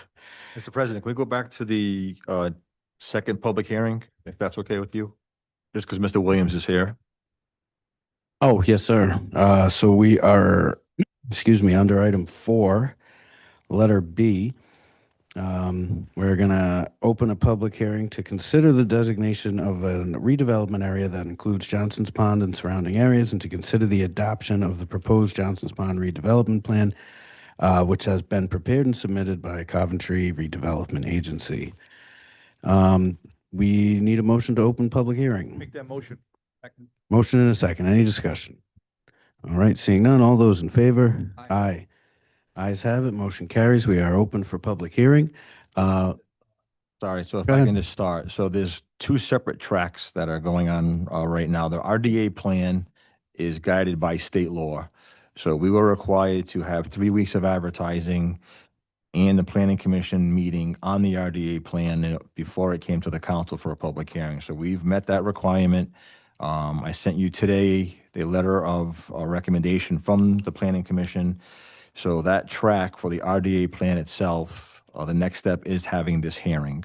At the conclusion of today's hearing, Mr. Williams is here to answer every question you have.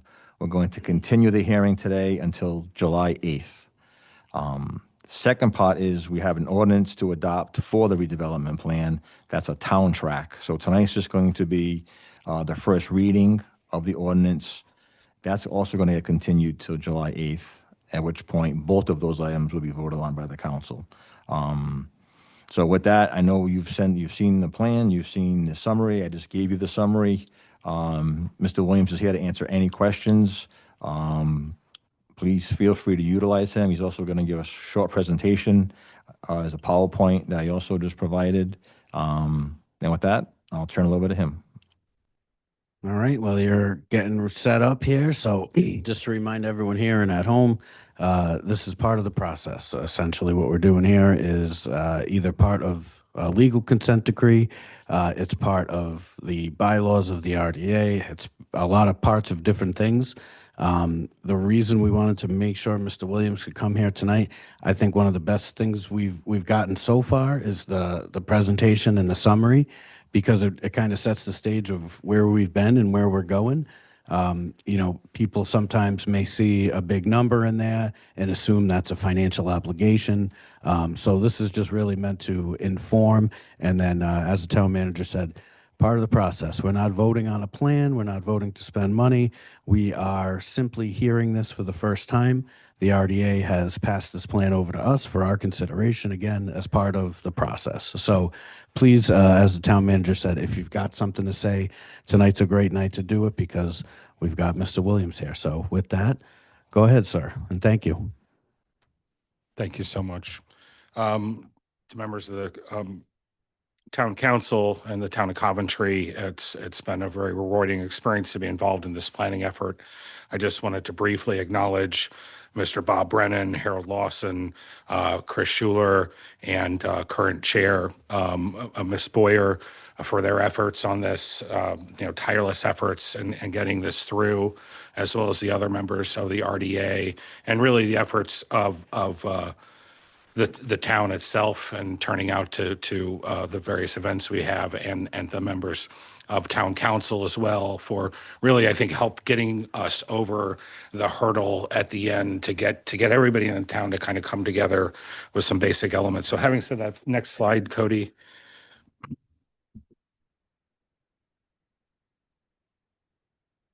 So we actually have two matters to adopt, and these were in council's memorandum. We have to, so originally we had this, you're supposed to develop the redevelopment area. And we cast a wide net on that, and our first public meeting was about that. And that can be handled in two ways. You can independently have a resolution on that and adopt that boundary and then go forward to the plan here, because of this wrinkle about this unfinished comprehensive plan. And we were kind of looking to finish things.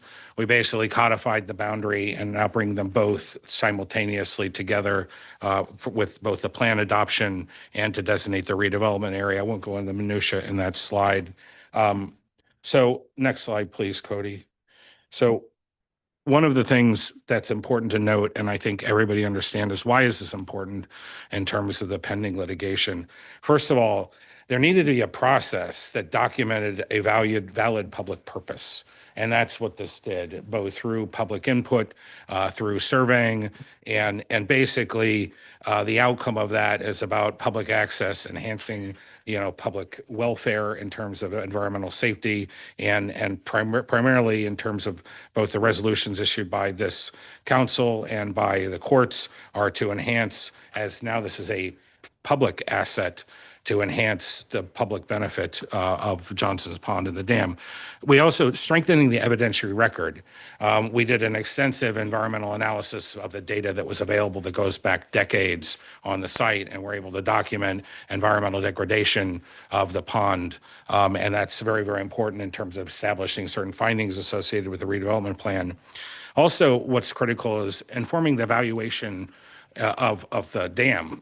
And here you're kind of at a negative. Given the lack of proper maintenance performed over the years and the accrued costs, as well as the emergency repairs were performed to put it in a fair state, those valuations and costs have been documented in the plan. Finally, it shows public use and action. As a part of this plan, it's to be developed within the framework of a public dialogue. So next slide, please.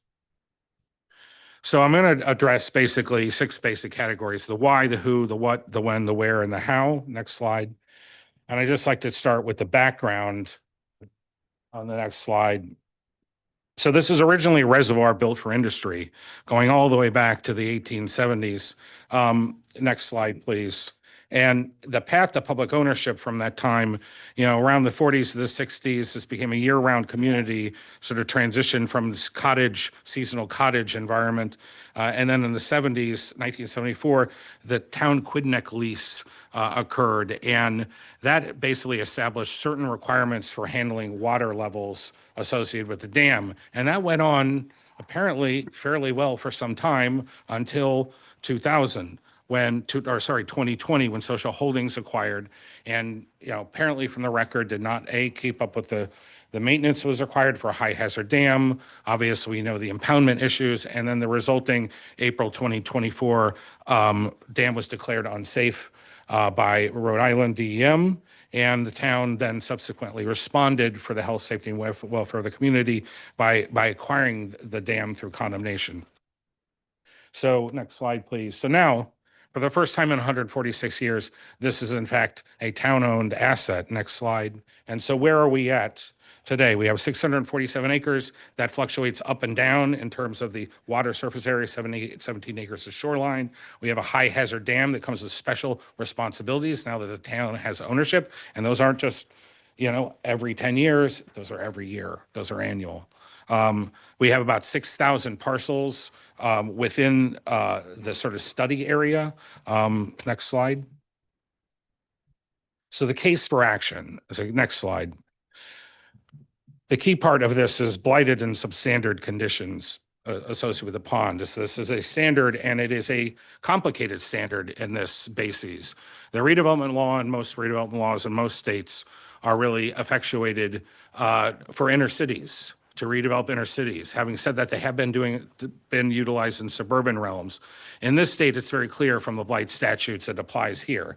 Contamination, whether it's upland or in the water, whether it's man-made or from other natural means, is in fact something that affects the health, safety, and welfare of individuals.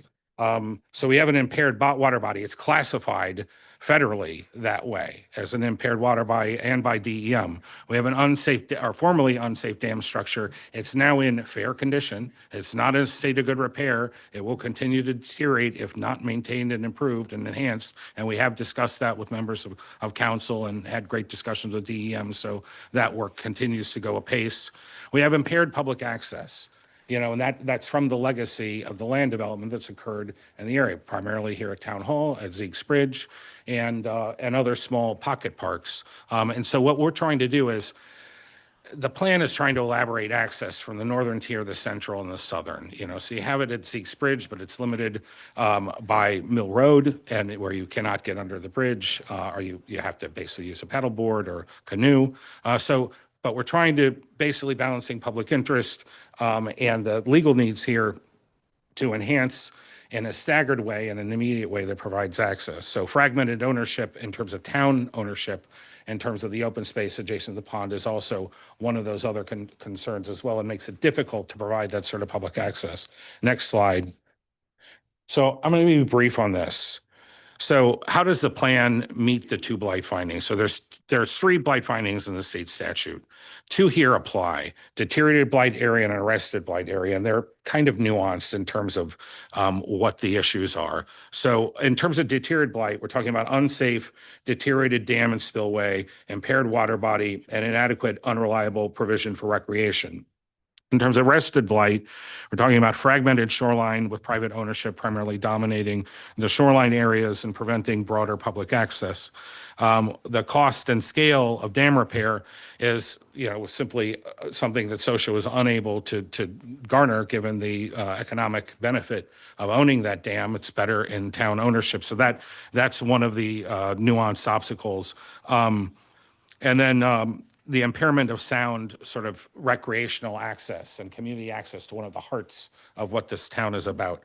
So I'll go into the details of how we meet this, but basically we're providing access, substantial access as noted by council resolution in terms of boat access. We're trying to also provide swimming, trail integration, passive access, as well as traditional type of park access where people can go and have picnics. And as well as additional opportunities for paddleboarding, enhanced fishing. And the flip side of that is the environmental management of the pond in terms of water quality and dam maintenance. Next slide, please. So what does this require? And who is involved? Town council, the RDA, GZA, and the public. And moving forward, we're talking about with public ownership becomes a new responsibility for the town in terms of management, in terms of dam management, in terms of pond management, policing, environmental maintenance, stewarding and shepherding certain types of recreational activities, which you already do, maintaining a high hazard dam. All of these come with regular costs as well as initial capital costs to put your foot in the ground. Next slide, please. So this document is a legal roadmap, not a rezoning. There's nothing sexy about the state statute. It is a series of iterative requirements, and we have met them all statutorily in the plan. At the end of the day, the access and the meat of this is about access to 2 separate enhancements of 2 separate park facilities with a lot of options should the town decide later on. And we wanted that to be clear. This plan can live, it can adopt, and it can be melded to conditions that arise. If there's a parcel that becomes available, it's a huge opportunity for the town where you don't have additional residential development coming in, and there's a way to get access to the pond that it solves a lot of problems. Seize on it. We've identified those assets. So the next slide, please. So, briefly, we had limited. I agree. We could have went community, location to location. We were pressed on time. It took a long time to get data.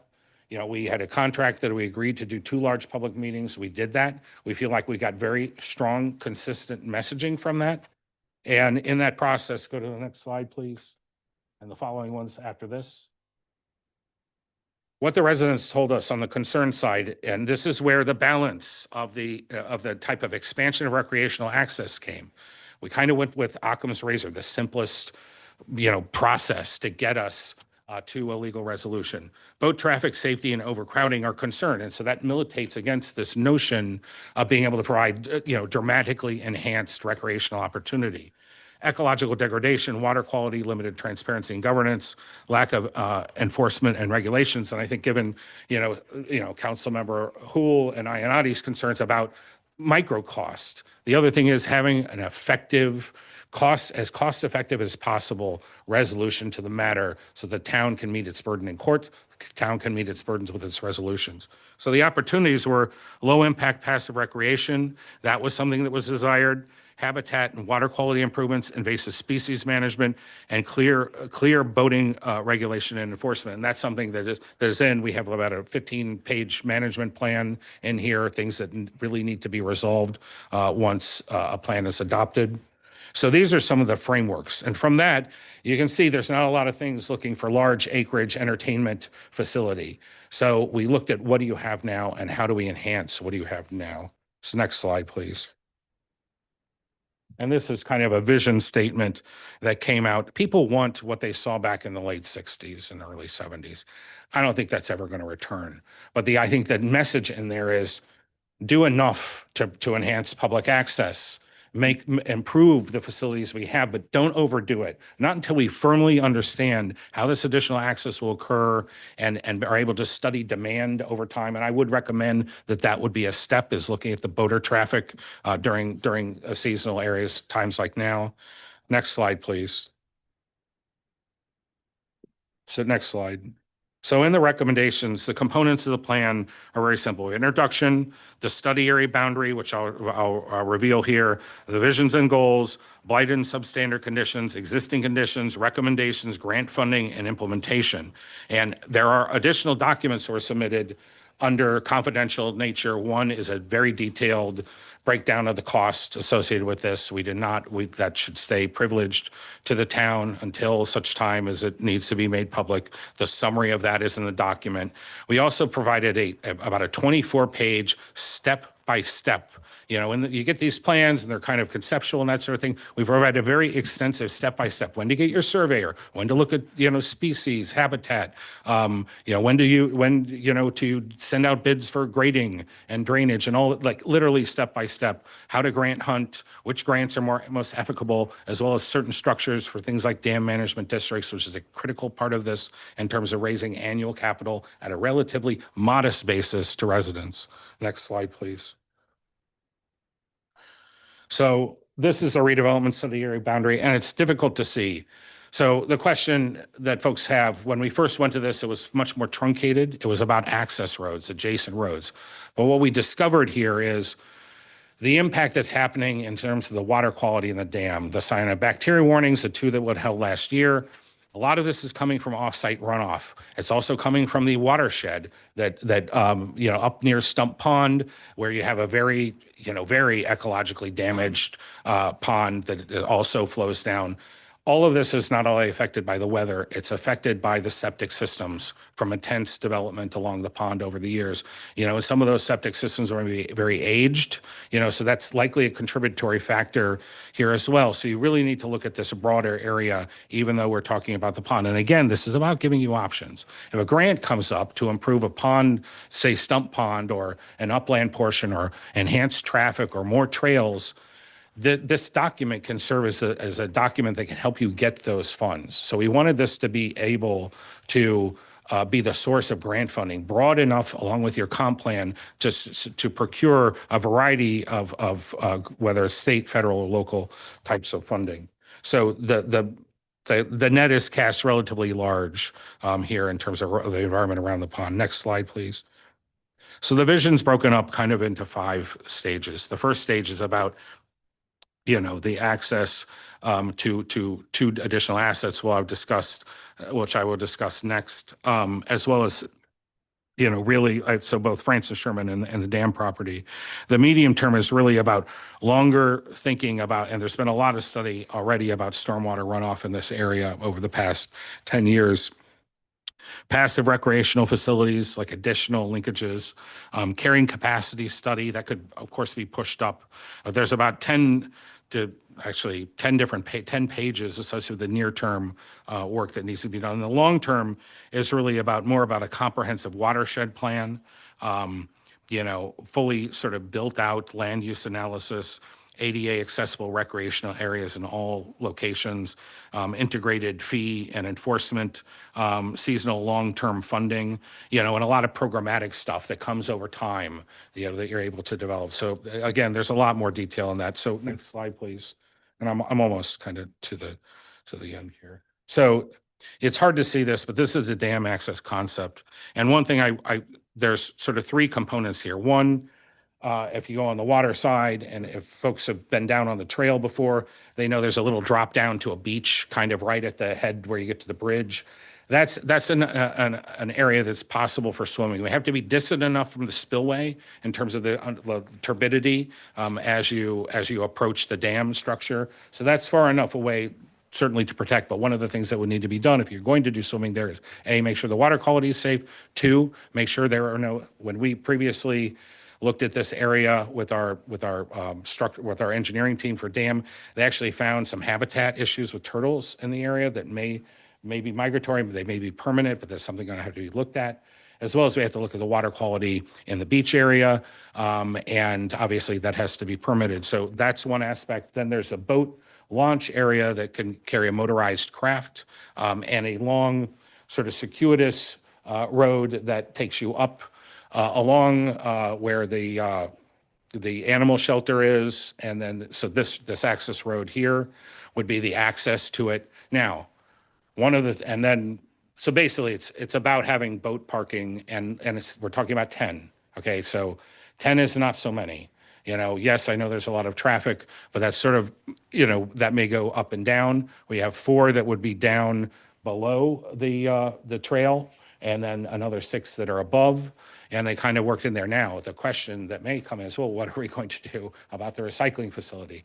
And I'm going to acknowledge right now on my own, that's one thing in terms of relocating or otherwise attenuating that recycling facility that was not considered other than a rough order of magnitude for that in the plan. So that may be an issue, and I want to acknowledge that. So one of the things that's been on my mind for the last week, that wasn't properly, discoursed over.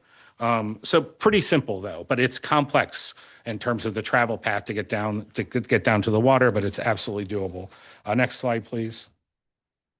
Oh, the other aspect of that also was connections into the spillway. You have this beautiful spillway beyond the dam where there are all these wetlands and opportunities to have sort of lily pad hops through there to connect the trail system, in there and create another beautiful asset that really helps to shape this entire environment around Town Hall.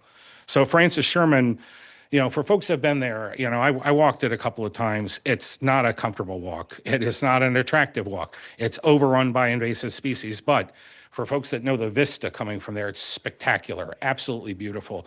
So there's opportunities to enhance that by removing and properly maintaining the vegetative species, providing docking structures, sort of wooden walking paths that you'll see because the trailheads flood that they go out to the water. So this primarily going to be, and then also an observation point out at the tip. And then the green area is also owned by the town to the left there of the main Francis Sherman Park. There's another opportunity there with sound land where a pavilion could be put up for a nice passive location for pictures or picnicking. So that's a really great little gem opportunity for sort of a passive park that has canoes and paddleboard launches. Next slide. Okay, so this looks like a big number. So we're talking about $6.5 million, $1.5 million and $4.1 million for Francis Sherman. So where does $24 million come from? Well, over 20 years, you're talking about $500,000 worth of maintenance, safety personnel, supported policing, probably some environmental monitoring. But dam management district, at $150 to $500 a person annual can net you between $500 and $1 million a year. So you can have those costs covered. What we've outlined is there are a lot of grants available. Even on the course of this project, we have been entertained by 2 state legislators about opportunities for DEM turnover of park locations, as well as potential funding. There's a lot of interest in Coventry. A lot of your state reps have your back. They're looking for ways to improve this. So there are, now, none of those opportunities are related to the dam or Francis Sherman Park. They're related to other areas that are a little bit more complicated, but there is availability of funds there. So we've identified basically 4 tiers here: grants, non-repayable, state low-interest loans, dam management district, and then local revenue. And one of the things that was initially discussed when I got into this plan was a tax increment finance district. I've done tax increment finance districts throughout the United States. I don't know if folks understand what that is. That basically means that an increment in value accrues because you do capital improvements in an area and you capture that value and you pay off the bond. I don't think these improvements are going to accrue any additional value to the properties. This is why, and also, the costs associated with it are not so great to demand that. The proper grant structures, obviously the key part is how do we get $6.5 million for the park improvements up front?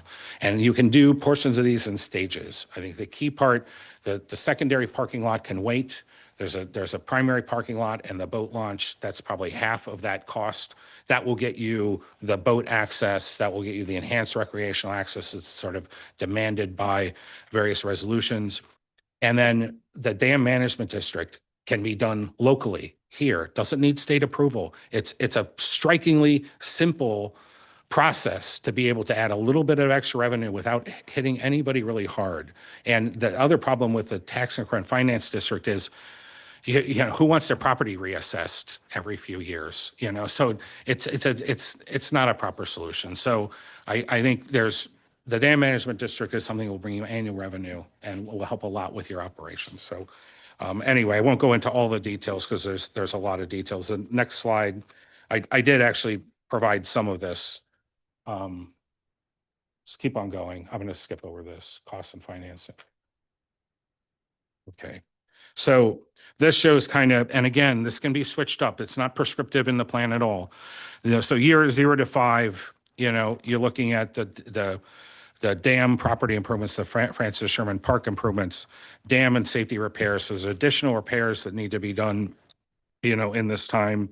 Stormwater retrofits and green infrastructure primarily related to both the dam and the Francis Sherman Park, but also kind of some studies that need to be to identify where there are hotspots intakes coming into the area, and that you can only do that with like a proper sampling protocol. And, I forgot to give props to the Johnson Pond Civic Association. They have been stewarding this pond for decades, on their own dime, and really have the greatest source of data, even more than DEM. But they can't do it all. They have an invasive species management program and that sort of thing that hits certain properties. So part of that needs to be considered. So some of these are in initial studies. and identifications of resolutions in that near term. Then medium term is more about deploying some of those responses and having, paired dollars. And then the long run is really about, putting in the final engineered tier on some of these things. Not going to solve all of the problems, and you really don't know what you're looking at until you establish a multi-year water monitoring program that has the same sort of standards applied in every area where you can really see what's going on. Okay, next slide. So I already went through this in terms of the overall structure and approach. We have grants, we have state loans, we have a dam management district with tax incurrent financing option, municipal bonds. But I really think the combination of grants, state funds, and a dam management district will get you most of the way there. And obviously the other part is user fees.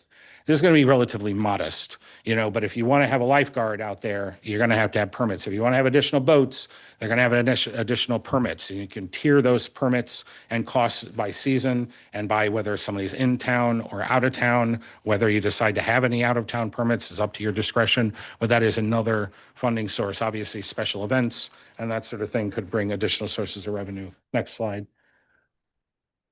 So the next slide. Okay, so the final portion of the path forward. Go ahead, Cody. So as I discussed, there's this foundation path, and that's kind of initially doing, let me go to that slide. So the foundation is, adopt the plan, establish governance, and that's critical next step of this. Who's going to oversee the plan? Is it going to be Public Works? Is it going to be planning? Is it going to be some other unique entity? By the way, a dam management district is a lot like an RDA. It's an independent advisory. So if you establish that, understand the hurdles and the issues, communication stuff that was new, learning that process as well. Park projects, advance both concepts, funding strategy. Those are simultaneous, by the way, but you're going to be working on that funding strategy continuously. So whoever is kind of has this portfolio to oversee, whether it's your grant writer plus planning, you should have a team that works that and reports back to the town in terms of the efforts. And you guys seem to do a great job of finding funds, whether it's capital, in parks or DPW. So, just an extension of what you're doing. The other issue is the environmental stewardship, the value of this land. And I was out here, by the time it comes to, October, to crystal clear water, right? All the algal blooms are over. It's overall, I think your water body at the main portion is in good shape, especially when you see, the algal blooms that my firm handles this type of work all the time. It gets very extensive, but I can tell you continuing warming weather, one little thing can lead to disaster. So staying on top of it and having that stewardship moving forward is critical. And then the key aspect of this is just having ongoing governance. Make sure you keep up with your routine safety. The fines are very, very extensive if you do not meet the high hazard annual maintenance requirements. Next step. Next slide. Okay. So we're asking, so we're holding the public hearing. We're gonna adopt by resolution, or seek to adopt by resolution both the boundary and the plan, and then begin adoption. The next slide. I have a little bit. So the one thing I think town council, and obviously when you guys have experience drafting this, make sure when you adopt the plan, there's a severability component. We have like 4 or 5 hinges in terms of blight that it's writing on. If we don't have a severability clause in and one of those drops out, whether it's a legal obfuscation or issue that comes up, you don't want the entire plan being defeated. So, it's a common notion in adoption of plans. You don't want one prong of the argument falling out. So there needs to be a severability notion, authorization to implement an effective date and a sunset date should you decide, and even a 5-year reconsideration, to the plan. That way it stays live and it's continuing a document you can submit for grants. And it's often, like I would say, that's the number one benefit of investing money in this, is it can be used again and again as the paperwork requirement for grant applications. Next slide. Oh, I think that's basically it. So I hope, I'm sorry, I might have went on a little too long, but open it up to questions.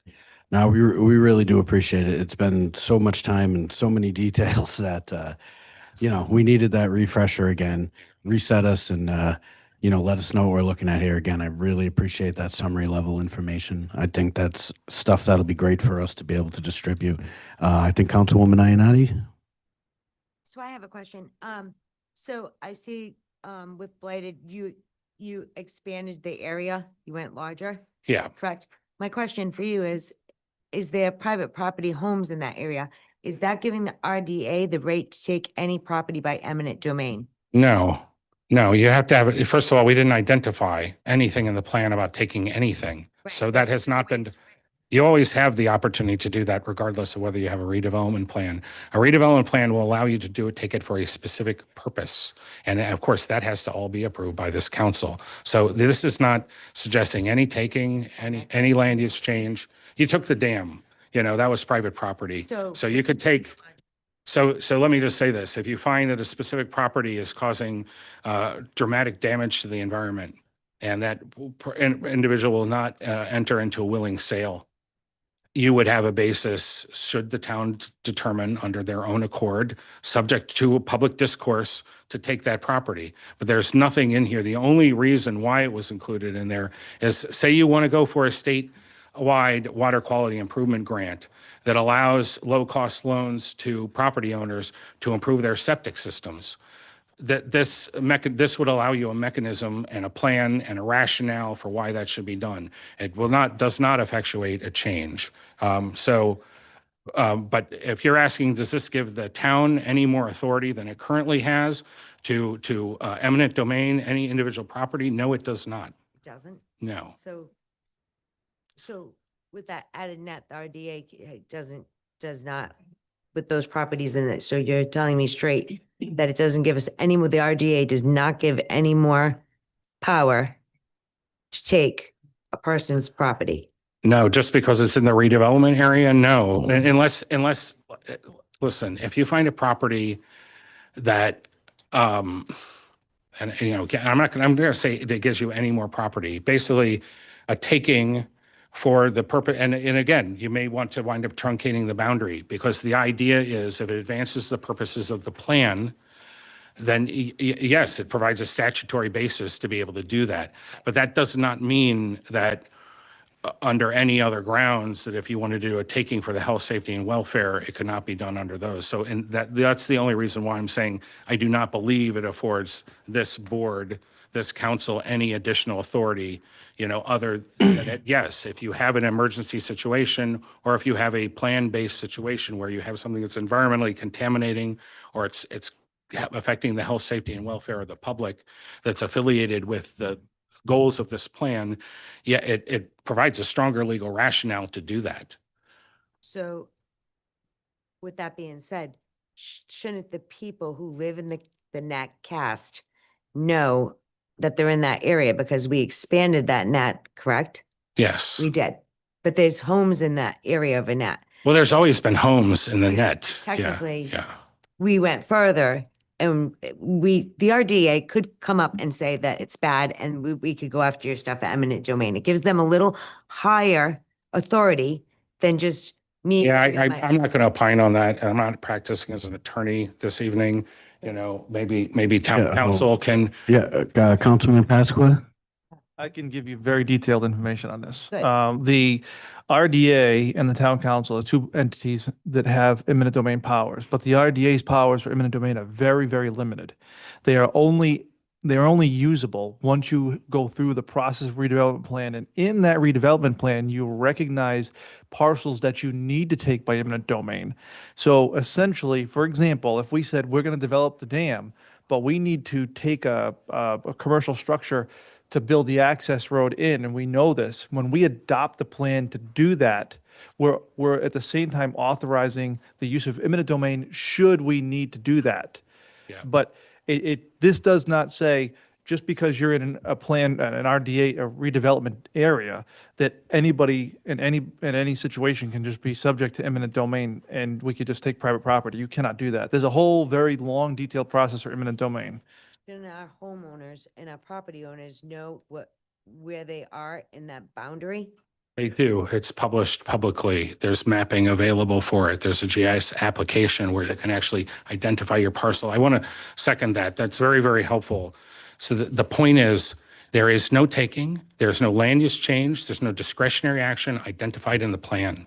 Well, I understand in this plan, but down the line it could. I would say you'd have to amend your plan. You'd have to amend your plan and identify that as a specific action recommended in the plan. But that's always available. Like you could always go back and do any of this stuff outside of this plan. I think the purpose of extending this net is almost to establish the boundaries of people who could be helped in the event that we go to, like you were saying with the contamination issue. So it's casting a wider net on that regard. I think it's a very important question that you asked, the most foundational important question. And I tell you what, since we're going to come back on the 8th, I'll provide a brief on this. I would like that. I Yeah, think so the town would like that. as definitively as possible, we'll pass it through council and make sure you have a comfortable response to this can be put on record. Thank you. Yeah. Councilman Pasqua. Yeah, I just, I don't want to cause sheer panic here. Just, I'm not causing panic. I'm asking a real. No, it's a valid question, but the redevelopment plan just recognizes an area that could be improved by the actions that we take. That's simply really all it is. And it was also at one point, the redevelopment area was something that was being looked at for a TIF district, which I am very glad to hear. A TIF district is garbage. And I've been saying for years that it was an idiotic idea, that it would not work, and the people didn't understand what it was. Essentially, we're passing the tax bill for Johnson's Pond on every resident of the town, and we're freezing values for a whole bunch of people. And we're really hurting ourselves. And I've been saying forever that a dam management district was the way to go, because we could isolate the costs of maintaining the reservoir to the people who are around it the most. Yeah, and the other forever. aspect, and I researched is a detail is it just the dam? No, the associated reservoir, water quality. A lot of this can be roped in. It absolutely. I was originally a year before we were afforded the contract on this. That was the driving point. And I don't think that, the people that were asking understood the fit here. They were looking for some measure. And I also don't think here, once we identified the extent of the improvements, such a blunt instrument and one that financially, and I know this because I've seen it work in properly run inner city areas, talking to the Director of Economic Development in the city of Providence, I've known it's failed there. So, definitely not for Coventry. I would argue that they did know, because I explained to them in detail exactly what a TIF district is, and that you would have to have significant valuation improvement over a large area in order to be profitable in a TIF district, that I never saw that to ever be feasible. Yeah, originally when I was approached, my notion of this, so that's interesting, because at that time the impoundment had not been recovered. And I'm like, well, you've had damage to your property values, especially if evaluated at that time. You literally could have had destruction of tangible property value. And then, by restoring the pond and the water levels and enhancing the water quality, you're going to get a pump in value. But whether that's it's like a one-shot deal, So yeah, you and I are on the same page. And I think this is an interesting and important discussion, because I can remember at the beginning of this when we said, what is the RDA doing? What's the plan going to look like? One of the big outcomes was defining the planning area. And people said, well, what the hell? We can just draw a circle around it. And so, but this is the nitty gritty of that process. I know it wasn't a big outcome, people like you said. And wayfinding, signage and that sort of thing. And we wanted to include those. And then it's like, okay, Stump Pond and Maple Root Pond, and then the watershed, which is potentially, what we'd identified as the source of off-site runoff. And that's really where you see the bulge in it. Originally, it was literally just the rounding roads around the edge. So, but I really appreciate it. Yeah, no, thank you for offering the brief on that. I appreciate that. We are still in a public hearing, so and we can open it up to anyone in chambers, or I believe on Zoom if you see anybody on there. Meanwhile, nobody on Zoom? All right. Anybody in chambers on public hearing? You can see we're good on Zoom there back there? Oh, there you go. All right. All right, not seeing any hands on that. Anything else from the council on this? Again, we're not voting on this tonight. As Mr. Williams said, he'll be back. Obviously from now till then, it's always good to get some more questions. It sounds like we're going to get the brief material. And Councilman Hull. I think, we've said this before, you mentioned it already, but a plan this large, and while I am thankful for the amount of work you put into it, driving into DPW, you can clearly see the recycling in the transfer center, and it's like, where are we gonna put that? Yeah. And something so little but so large was missed, and it was like the beginning introduction for us. So now it's everything. Is like, man, how can you miss something It wasn't missed. so there? Let me kind of provide more context. And we talked about this a few months ago, and it still wasn't. Like, even when you gave us this final draft, it's like you could have just dialed something in there to So satisfy. initially, when this was conceived, we were told that was available by members of the RDA early on. And so I don't know how nobody has followed up with, I mean, because this plan's been around for 4 months. It's been through public review. I don't want to say nobody has. I sat at the last public meeting. It was brought up then. You and I have had a back and forth about this. So it was brought up. I just, for all fairness. And thanks for acknowledging. You did it in the beginning. It's like, Yeah. okay, here we are. We have a plan, Yeah. but we missed an important portion.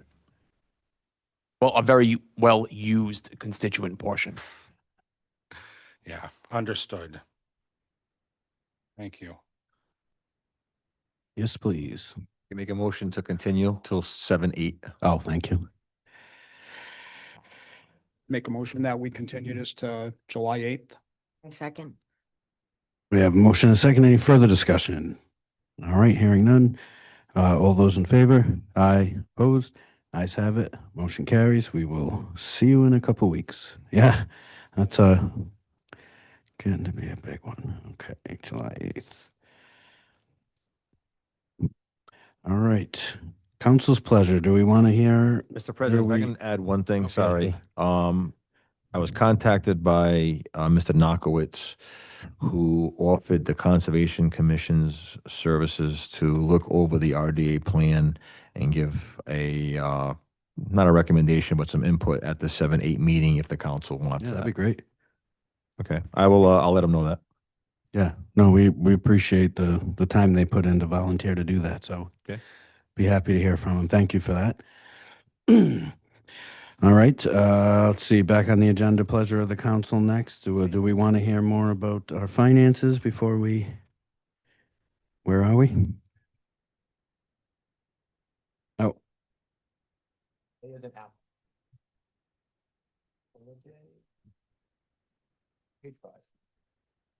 you're saying section 11A?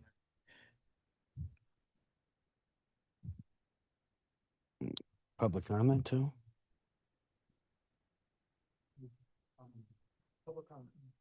All right, and that's a consensus. All right, we're going to move to item 10, public comment. Or are we doing docketed or non-docketed? Let's do section 3, public comment on docketed items. If anybody here or on Zoom would like to comment on docketed items, please come on up. How about those Boy Scouts? Are we earning a merit badge tonight, I hope? You picked a great night to earn the merit badge. You're earning it, that's for sure. Woof. It's all right. I don't know if it's almost bedtime, so hello, sir. I'll keep you. No, not you, for them. We know you're a night owl. Jason Newens, Fourview Road. Docketed items. I'd like to address each and every item that's on the docket. I tried convincing a couple of neighbors to come to a town meeting, and I showed them how to go online, how to go to the portal, how to look at the agenda. And as soon as I clicked on agenda packet and they seen 225 pages, all bets were off.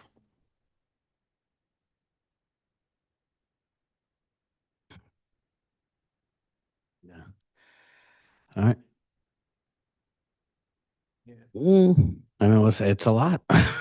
Yeah, I think there was like 70 pages, which is the backup for the police material. Yeah.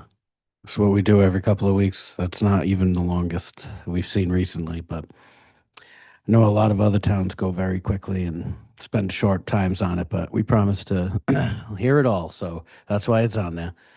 Anybody else in chambers like to speak on docketed items? Come on up.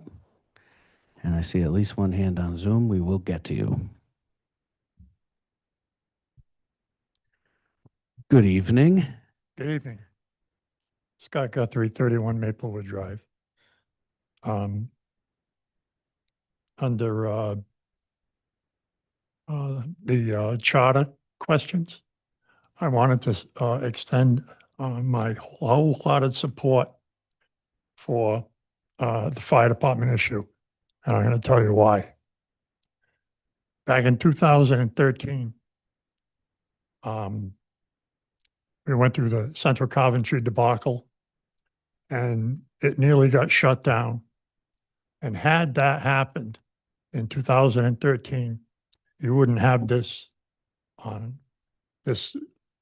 dealing with this today because it would already be here. So the people that are in the know that if one fire district fails, the town can't support one fire district, so they have to take everything away from the rest of the fire districts and assume all of those responsibilities. That was put in as a state mandate in 1948.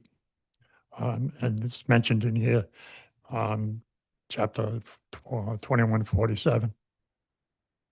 Gary Cody, rest his soul, back then in court, was talking with Judge Land and said, if we can make a loan to carry this district and make payroll until they can have another meeting to generate revenue to keep it going, it happened. This room was chock-a-block full of people because the town council made a loan to Central Coventry Fire District to keep them operating, because if they didn't, all the other fire districts were going to disappear, and it would have been thrust upon you to take it over. So that was 2013, 13 years ago. So since, when all the lies came out and the rampant lies that were put out by Patricia Morgan, who nearly killed that fire district, since then, all right, and it still happens today. I don't know why people are mad at firefighters. They'll always answer the call. But since 2013, 7 people have either been a fire fatality or a rescue fatality because of that cut in that manpower. We just lost someone last week, father of 3 children. Had it been on another day, it would have been a tragedy. Fortunately, mom and the 3 kids weren't home that night. So imagine what that, the effect of that on all of us in public that care about public safety would feel.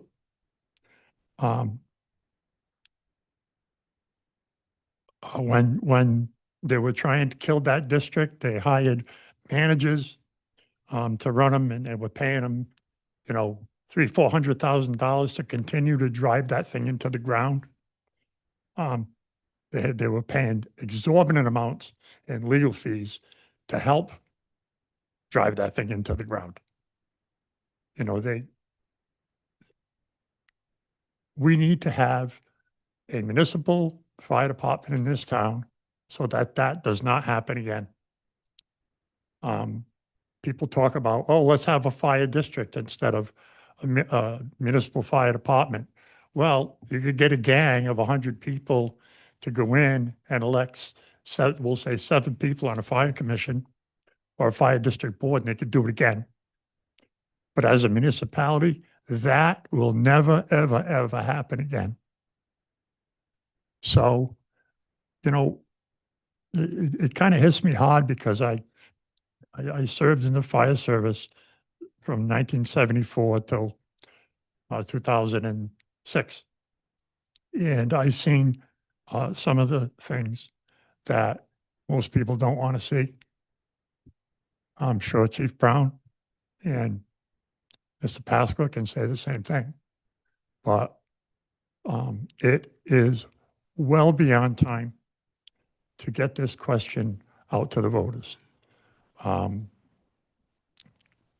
I just feel adamantly strong about it. And I hope I'm not out of line on this because this is on the agenda or it is a docketed item. So you know, all the banter out there that this is going to cost millions and this and that, it is not going to cost millions of dollars. It's going to be a startup, as any startup would be. It's going to start, I believe, with the same staff that we have right now, and then they can build upon that, you know, over the coming years. Maybe increase staffing through safer grants, where you can get X amount of people, and the federal government picks up the salaries of those people, and then through attrition and through you know, building budgets, you absorb that into the town, no different than some of the fire districts do, and what every other city and town does when they need to increase their staffing. And I stood up here before and said that if you get a CPR call, just one CPR call, takes more than half of the staff to respond to that one call. And that's a state law, and they're required to stay there for 30 minutes. So these are all things that the general public doesn't know. And I have a hard time explaining it to folks, but the most important thing in any community is public safety. And, you know, that's your police and fire. That is your safety net. And I never, ever, ever want to see, you know, something happen like what happened in Coventry, where something was taken so out of proportion, and all of the lies and all of the sneaky stuff that went on. Let's get this thing done, and let's get this department built, because I'm sure that they will end up being one of the best in the state. And you know, it's time. So I hope that this question gets on the ballot properly, and we can get the people to finally make that decision. I think public education on this is the most important, and that's pretty much what I have to say. It's just a passion that I've had, and it should have been done a long time ago. Thank you. Thank you. All right. If anybody in here wants to speak, we will go to Zoom first. I see a hand raised there. Please come off mute and state your name and address for the record. Hi, Kimberly Shockley, 12 Kingswood Drive. Can you hear me? Yes, we can. Thank you. Appreciate everyone's time tonight and that you opened this up for public comment for docketed items. I just wanted to speak to a couple of the items that you guys are planning or going to be discussing, putting on the ballot. First, I just wanted to mention, as far as number 2, when I was on council a couple of years ago, this was one of the few questions that we voted not to put on the ballot, and it was about the partisan elections. I had been on the charter review a couple of years before and was probably a little more than peeved that the town council in our first attempt chose to put nothing on the ballot. We got an agreement on a couple after, but I definitely wanted to go with the idea that the town, they have the right to vote. But one thing that's concerning is often people will vote for change. And as far as running for town council, having it be a nonpartisan was actually one of my favorite parts about it. Because people would listen to what you had to say before they put an R or a D next to your name. And often you got to some level of agreement with people before partisan politics maybe would have ended that conversation before it began. So just wanted to put that out there that, you know, we put a lot of things on the ballot a couple of years ago. I don't think anything was voted down. So voters have a tendency to vote for change. And I hope that we remain a nonpartisan election town. The other thing I just wanted to ask about, I guess I can't ask, but just to speak on, is about the fire district. And I'm not definitively for or against it being part of the town, but my concern with putting a question to the voters before you know if it's plausibly something that we can do is where I find the concern. I noticed in the resolution that you have, you know, it speaks to the fact that we would have to go above the 4% cap. And I get that, but without actually knowing what the number is, it's really concerning to put that out to the voters. I honestly feel like when we do large things like bonds, we have to show that we can pay for that budget increase that we would be implementing. So just wanted to state that that's my concern with putting something to the voters. The other two questions you have, whether people agree with them or disagree with them, we can plausibly change the terms, we can plausibly change the nonpartisanship. But I don't know, once we get that fiscal note, once we actually sit down with the firefighters and determine contracts and costs, that it will be something that the council is willing to go to as far as a cap. So just want to make sure that you all have the numbers. Tonight, I've heard you ask a lot of questions on much smaller amounts of money. So hope that that's something you factor into your decision of whether or not to put this on the ballot now. So just thank you for your time as far as being able to speak to this. I know it's a hard decision to make, and just hope that before it's put on the ballot, it would be something that you all know that you would be ready to move forward with, and to have that tax burden be something that the citizens of the town can bear. So thank you for your time. No, thank you very much. And when we take up that specifically, I know myself and a few of my colleagues have some things we want to say on the education component. You know, it's a good point. So thank you very much for your contribution on that. Appreciate it. Let's see, go back to the room. Anyone in here on docketed items, please come on up.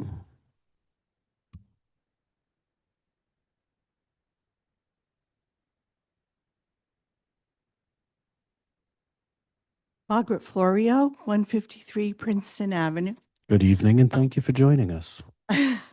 Thank you. I would like to speak on the proposal by the Coventry Republicans.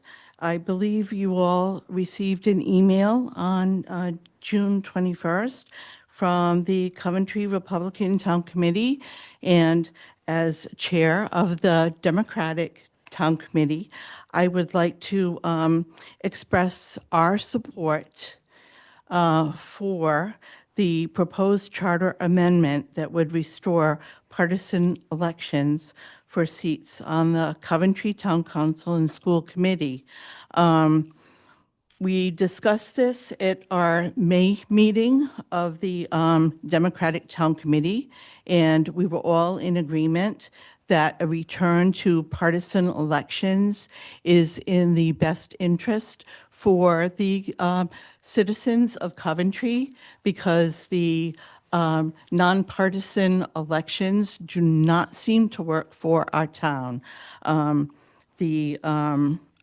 think that the Coventry Republican Town Committee did an excellent job in their email to the Town Council. And when I was on the Charter Review Commission way back in, I think it was 2018, maybe 2016, I did some research and spoke about other towns in other countries, I mean, other states, other towns and cities that had nonpartisan elections and the reasons why it didn't work. I strongly believe, myself and our committee believe, that it is in the best interest of the town to have partisan elections because it provides voters with a valuable context when they're electing their representatives that are making very important decisions about government, governing the town. And political parties play an important role in identifying and recruiting future leaders. I know that the Democratic Committee for the state puts on a lot of workshops and different educational forums for people who are interested in running for office. And it's very good to be informed about, how to run your campaign and what the different parties represent. And I just, I'm not much of a speaker. This is the first time I've gotten up and spoken in front of a bunch of people, so I'm a little nervous. So please excuse my nerves. But I wanted to let the town council know that this is a bipartisan agreement, that we are in agreement on this, that we both parties support partisan elections in Coventry, and if we can get that before the Charter Review Commission, that would be great. Ultimately, it is up to the voters of Coventry, but I think the first step to get it before the Charter Review and get an amendment to the charter is a very important first step. And I thank you for your attention. Thank you. Thank you, Maggie. Appreciate it. No hands on Zoom. We'll go back into the room here. Everybody else have a chance to go before we do round two? Anybody else? All right. Hello, sir. I just, Scott Guthrie, 31 Maplewood Drive. I just wanted to follow up with Chairwoman Florio's statement about partisan elections. It was in 2010 when they went nonpartisan, and I believe Gary Cody was the council president, deciding vote on that question. And I stood in front of him and I said, if this happens, this town will fall apart in 10 years. And very close to falling apart. The only thing that this would do is it would eliminate the last sentence that says you can't put your party designation on the ballot. That's it. That's what it takes out of the charter. One sentence. So you don't have to be a Democrat. You don't have to be a Republican to run for office. You can run as an independent. You can run under Cool Moose Party or any other party that you want. So having nonpartisan elections probably thwarted people from running for office. Look at what we've gone through over the last 3 years or so. We couldn't fill the seats. We have a vacant seat now. I think we may have a candidate for District 5. I think somebody finally put their name in, but having both a Democrat and a Republican town committee help their candidates along, coach them on things, because if someone new wants to come in and run for office and doesn't understand, the political ins and outs of getting things accomplished, and sits fresh on the table or green, so to speak, and just waits for things to happen, isn't a healthy way to run things. So I just think that just taking that last sentence out of what's written into the charter and let people run as a Democrat or Republican, independent, cool moose, moderate, however they want to call themselves. Really isn't a hard thing to do. So, like I said, you'll probably get more people interested in filling boards and commissions, which we've had a problem doing since the nonpartisan came along. It's just that all interest in local government pretty much dwindled and fell away. So I think that tool will help get more people involved and onto these boards and commissions that you need, and the town will be able to get more things done. Thank you. Thank you. All right. Anyone else? Public comment, docketed items? Yes, sir. Oh, two of them. Oh, he's beat you to it walking, but good evening. Good evening. Steve Bosque, 8 Mile Road. I'm sorry, my old address, 8 Raven Boulevard in Coventry. And I just had a couple things. You kind of started to touch a little bit of the education of this, of the fire district municipal portion of the agenda. I thought I was surprised to see it on the agenda so soon, because there really hasn't been any education, or to me, it did seem like a complete municipal study that the committee had just completed. I appreciate the time that they spent, how hard they worked. I know the hours. I sat in on almost every one of the meetings. If I couldn't, I attended them on Zoom. But the original resolution that started that committee was almost 2 years ago, and there were some key pieces of it that weren't even touched during the committee's search. Starting in reverse order, there was supposed to be a draft of the municipal fiscal year 1 and year 3. And year 3 is going to be the big one, because that's when you're going to add even more to try to make it, that you have extra teams on, so you don't have just the same status that we have now. The other change in the budget itself, a lot of the numbers were a little bit low and missing.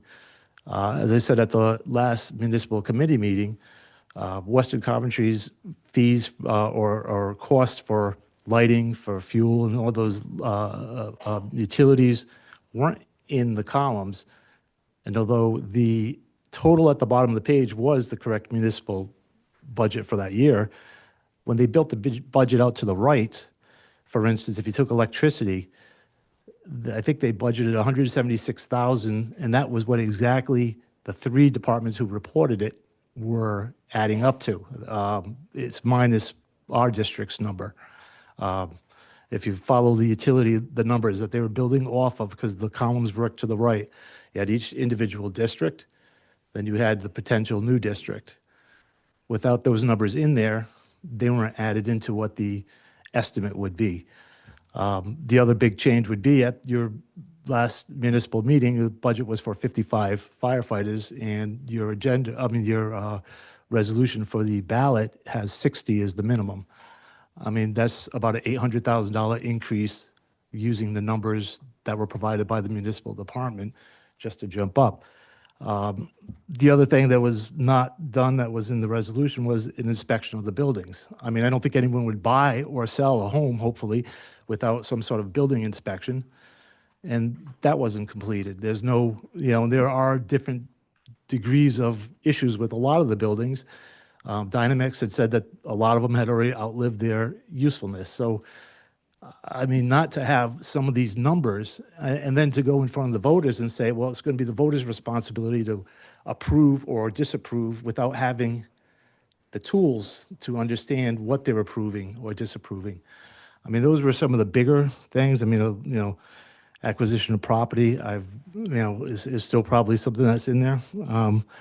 But those are some of the issues that I think could greatly impact what the dollar amount is, that really the voters should be able to at least see or hear or figure out where these numbers are coming from. And that's really all I had to comment on that. Thank you. Please come on up.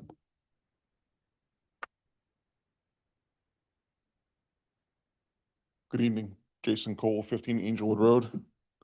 For decades, Coventry has relied on multiple independent fire districts to provide fire protection and emergency services. Today's challenge, while that model may have worked in the past, today's challenges demand a more unified approach. A single municipal fire department would improve accountability, increase operational efficiency, enhance public safety, and provide long-term financial stability for taxpayers. Coventry is one town. Residents expect the same level of emergency service regardless of what side of the district line that they live on. A municipal fire department would eliminate fragmented governance and create a single chain of command responsible for the entire community. Instead of multiple boards, chiefs, budgets, and administrative structures, residents would have one department, one budget, and one leadership team focused solely on protecting Coventry. And for those words, I support the question being added to the ballot in November. Thank you. Thank you, sir. All right, anyone else? Public comment, docketed items. I see a hand. Please come on up.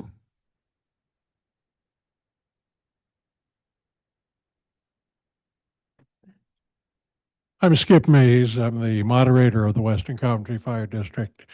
And I would urge the council to table that particular segment of the ballot questions, the proposed ballot questions, because I don't think that as it's proposed, it's ready for prime time. We heard that at the commission report. It was an incomplete, poorly crafted, and poorly delivered that didn't cover the financial aspects that Coventry taxpayers or the district taxpayers might have. When we're ready for prime time, absolutely bring it to the council and bring it to a charter change. But right now, in my judgment, it's not ready for prime time. Thank you. Anybody else in chambers would like to speak? Come forward, Dave. Name and address for the record. Hi, everyone. My name's Dave Florio. I'm on the board of directors for the Coventry Fire Department, who I'm honored to have Lieutenant John Pasqua as a member of the Coventry Fire Department here. We are ready for prime time. We answer calls for various fire departments. We missed the call on Bates Avenue about a month ago because our guys were at Kent County Hospital, so we had to depend on West Warwick.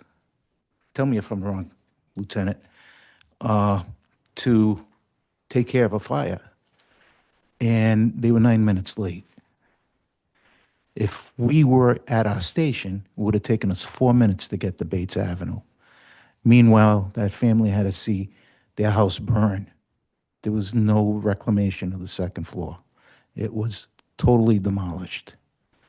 And more recently, there was a fire in Wood Estates off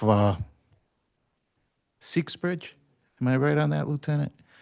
And that house burned right to the ground because nobody was available in time to prevent that home from burning to the ground. My question is, how many more fires this summer, just this summer, are we going to have to face because we do not have a municipal fire department? Because if we had a municipal fire department, we wouldn't have to worry about all these issues. There'd be one fire department answering all the calls, and as Representative Guthrie said, we wouldn't have the overhead that we have with having people that are not firefighters, that are not trained to be firefighters, manning the station or doing the duties that a clerk does. So it just makes common sense in my mind that we have a municipal fire department, because right now our numbers are are they 47,000, Chief? We have close to 47,000 residents. 33, 37. It's a lot of people. And they're moving here all the time with all the building that's going on and everything that's happening with new developments and so forth. But we need that protection, Chief. Representative Guthrie's right. We need protection. And I'm also speaking as a school committee member for 12 years. I retired. But I have to tell you, public safety is always the number one issue. Always. And we need fire safety in this town, Chief. We really do. And you know that. You know it too, and Lieutenant Pask was aware of it as well. Thank you, and I'm sorry to bother you. You're welcome, man.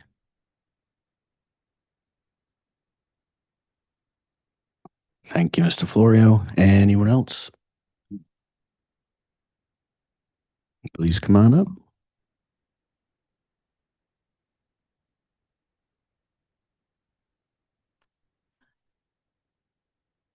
Good evening. Hi, Elizabeth McDonald, 247 Nicholas Road. First of all, I want to applaud all of you for answering my call to put this out for a vote. My concern is that I have been following the Municipal Fire Commission, and as a taxpayer and a resident, if I had to vote tomorrow, I would not have enough information to be able to vote.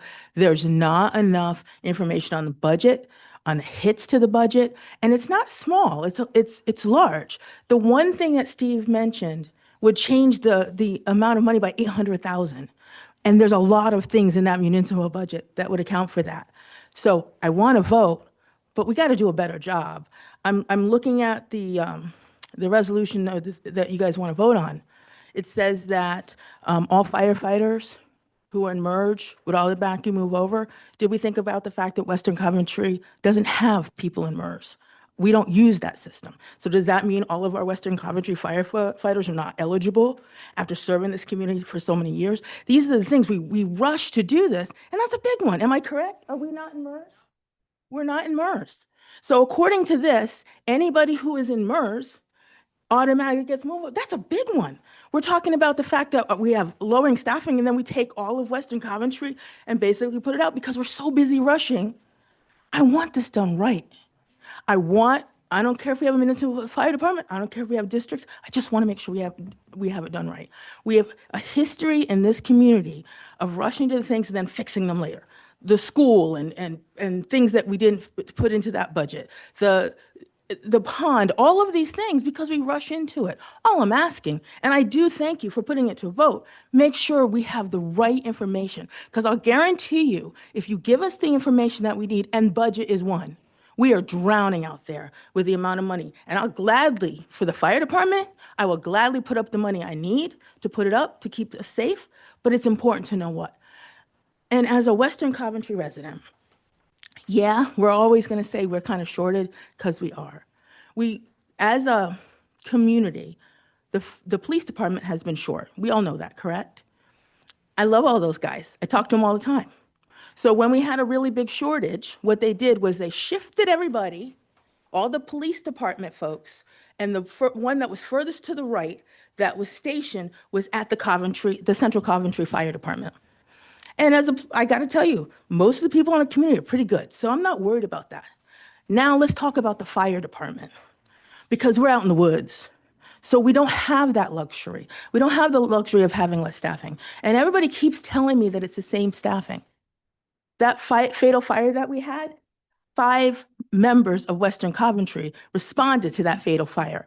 Those members will not be there if you change those numbers, because we will have 2. And the other question that was not answered for me, and I've asked this several times, and this is I've got 2 firefighters in here who can hopefully help answer, because nobody has answered this for me. There are districts that have, what do you call it? Oh my goodness, I'm so nervous up here, so please forgive me. Cross manning. And there are ones that don't. Western Coventry is one that has cross manning. I know when you guys negotiate things, it needs to be equal across the board. So nobody has answered for me. If we haven't decided whether we're going to cross man or not cross man, what does that mean for Western Coventry? Because if we all go in one direction and we say, you know, your apparatus is your apparatus, We have a tanker out there, and we have a rescue out there that are constantly out. One of the things that was mentioned was that we had a fire and we were unable to respond in one of the areas because they were at the hospital. Can I tell you, my daughter's been sick, and I've been at the hospital either at Kent or at Rhode Island a lot. On my way there and on my way back, you know what I see? Central Coventry. I see Western Coventry. I see Hopkins Hill. The problem is not that we need more that we don't need more firefighters. The problem is that we are responding so much right now, and changing to one municipal department isn't going to change because I see there's no change in staffing. That doesn't change the amount of people who are going to the hospital all day long. I see them. I see them on the road and I cheer them on every time I see them. But I also know that that means there's a district that's not being covered. So I know we all want to head towards that one municipal system, but what else are we not looking at that will go towards the safety? And if I'm explaining this wrong, please forgive me. But these are the things that keep me up at night. I know when I go to the fire department, and please, I stop by all the time. Why? Because I want to justify what I say. There were 4 members sitting outside the other night. That doesn't happen if we're municipal. I'm lucky if we're going to get 2, because they're going to be at Rhode Island Hospital, and they're going to be covering other areas. It needs to be bigger than just how do we squish it together. We need to really comprehensively think of what we're doing. And at least, let's not just throw out all the guys that are in Western Coventry because they're not in the MERS system. Think about how we're going to integrate that whole thing, because that's 1/4 of our department gone just because we put this up to vote. And then talk to us. Make sure there's educational meetings where you can tell us what this is going to mean to us. I love the idea of a municipal department. I want to know how it's going to hit the budget. I want to know that we're going to be able to take care of our people. And I want to know that Western Coventry is not going to be forgotten because everybody's shifting left and we got nobody over there to help us out. That tanker serves this whole community. If we're on the rescue, we've got 2 guys on the rescue, and we don't take the time to cover that tanker, who's going to go out? I don't have fire hydrants. Parts of Central Coventry don't have fire hydrants. What are we going to do? Because nobody's going to backfill it. There's no guys who are going to come in. I was sitting at the fire station a couple of weeks ago. I went in there for a totally different reason. We had a bingo. It was very successful. Thank you, everybody. And I'm sitting there working, and we had a call out for a fire. The rescue went out. It was gone. Turn around, and within minutes, there were 2 guys that came in. They grabbed the engine, and they were on their way. So I stopped, and I went and said, okay, where's the engine? As I was doing that, there were 2 more guys that came in. All that is gone if we go to the system, unless you guys have another way to think about utilizing other people. Those are staffing people that you don't think about. And those are important people too. And by the way, somebody had mentioned in one of the past meetings that we have per diems, and they treat them like they're volunteers. They're not. They're per diems. 3 of them are educators that teach every single firefighter in the state of Rhode Island. Can we start treating them as the professionals that they are? If I'm a nurse and an RN and I work per diem, I'm still licensed as an RN, and it still counts. So these are the things that have been hitting me. I'm sorry. I just want to make sure we have a great, strong department. We got to think. We just can't think of one way. We need to think about all the pieces. That's all I'm saying. Thank you. All right. Anyone else in chambers want to come up? All right. Whoever gets up first wins. Good evening. Hi, Brittany Boyer, 318 Town Farm Road. The fire department has been something I have been back and forth with personally since I moved to Coventry. It's been something that's been talked about a very long time. And just when I think that I'm, swayed one way 100%, I hear other perspectives, which are very important to listen to. I'm hearing a lot tonight about the dollar amount and people not knowing what that's going to come to. I talk a lot at council meetings about not wanting to pay any more taxes and wanting to save money, and we are all taxed out and nobody has another penny to spend on them. But I actually read something yesterday that Kevin wrote. And Kevin, every time I listen to somebody speak about the dollar amount, I read his sentence back to myself and I say exactly what he wrote. And I believe word for word it was, is that the value of a person's life? And that made me stop a lot of times. I live on the line right between Central and Western.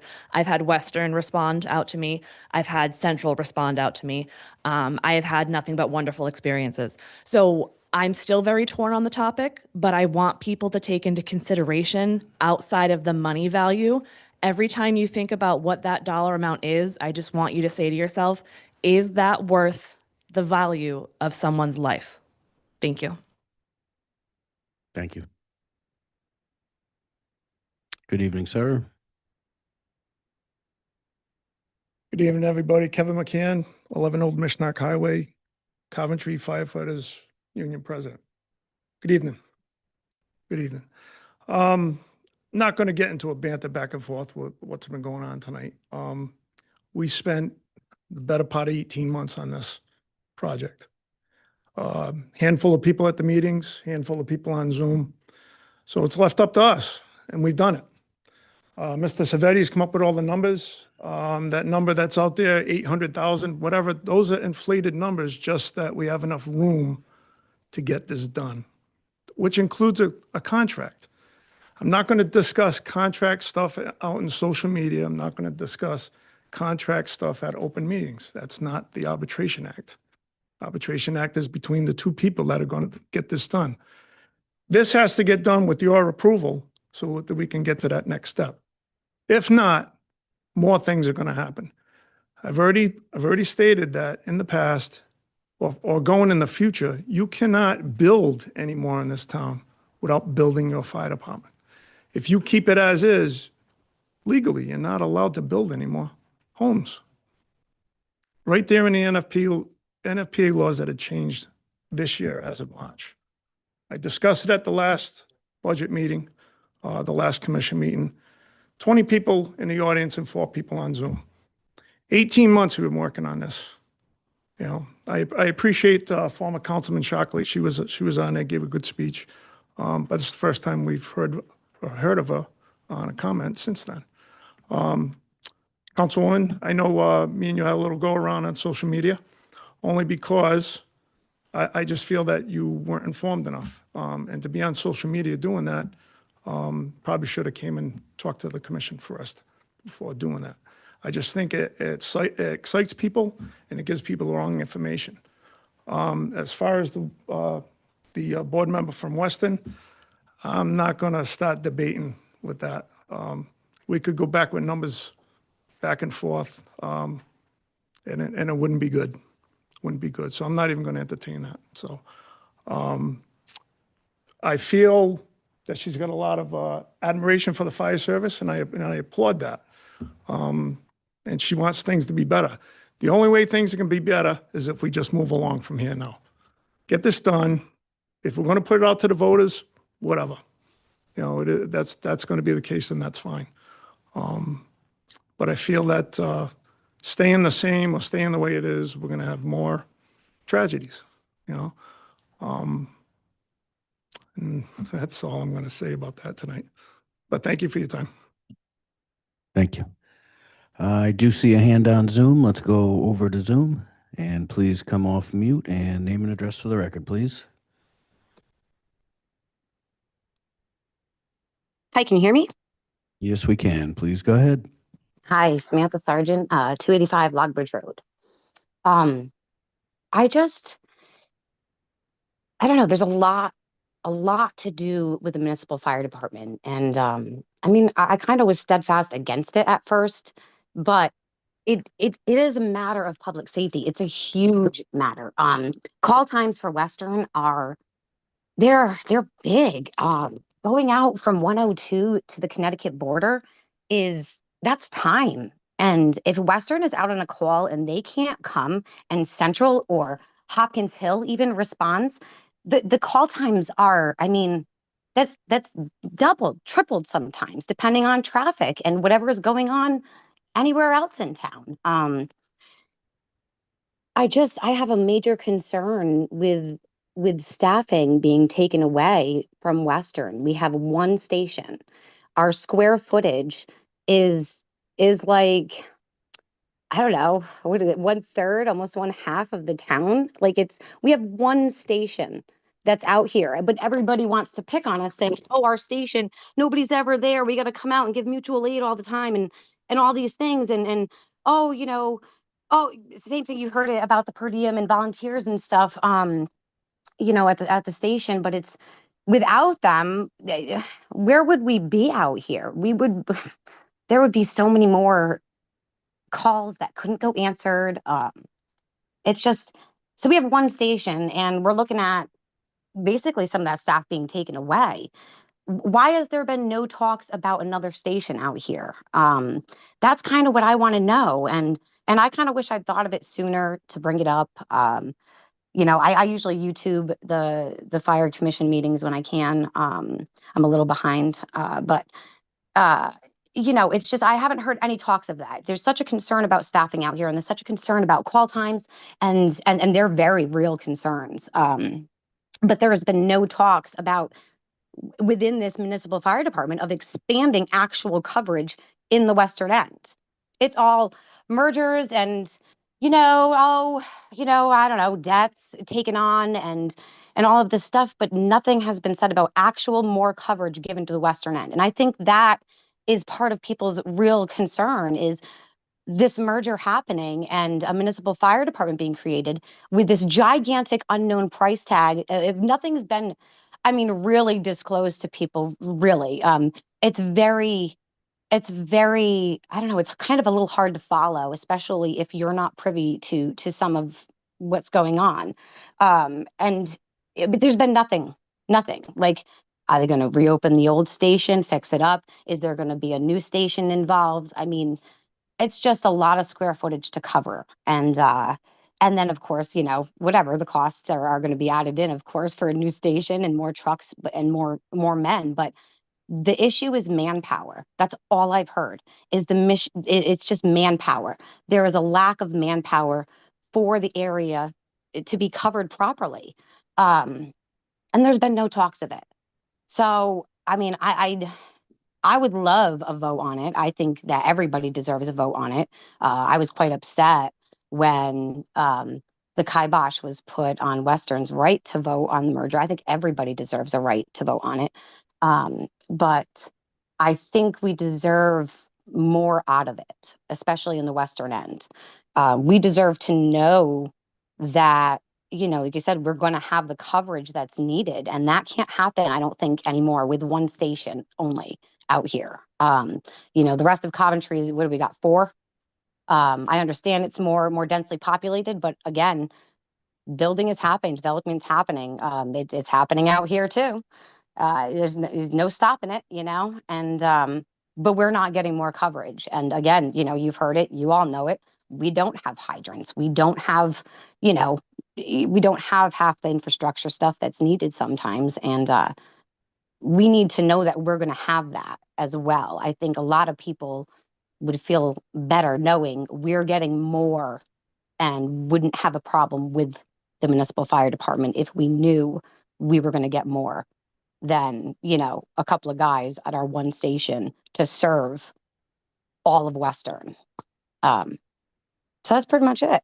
And thank you to everybody involved. You know, it's pretty extensive. It's a lot of hard work put in. You know, I think that's pretty much it for me. So thank you. Thank you very much. All right. Not seeing anyone else in here. All right, we are.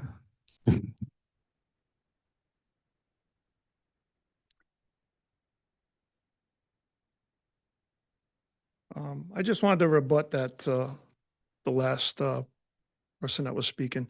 A lot of that manpower, I'm for manpower. My group is for manpower, my group is for staff, and my group is for more trucks. We had talked about this, how we were gonna do this, but you can't get it done until you organize it. I can't worry about 5 guys in Weston. That's all I got, a couple of per diems. I got 28 guys in Central. I got 12 in Anthony. I got 10 in Hopkins Hill. That's separate groups. I can do more with 55 or 60 guys. I can shift guys around all over the place. But we've already covered that at length and nauseum at 2 big meetings on those commissions. We know how we're going to staff the area, but we need to start off with hiring a fire chief. We've covered all that. So with that being said, not that I'm discrediting what she's saying, because she's absolutely right, and I applaud her for doing that also. But we've covered that on how this is all going to be set up. So thank you. Thank you. Come on up again.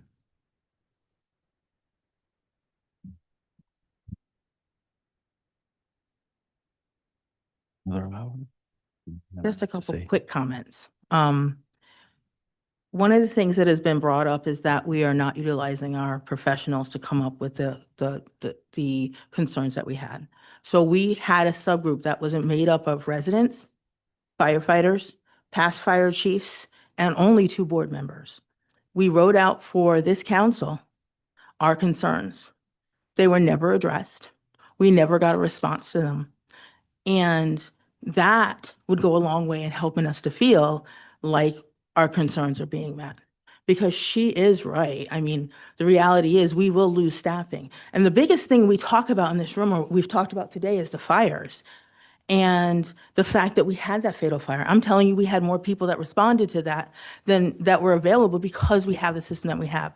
And we say a couple of per diems. We have full-time people there too. The per diems only backfill. We have 6 full-time people that are there as well. So I'm not sure if you understand it. It's not just per diems. It's per diems and full-time people that work together to get the job done.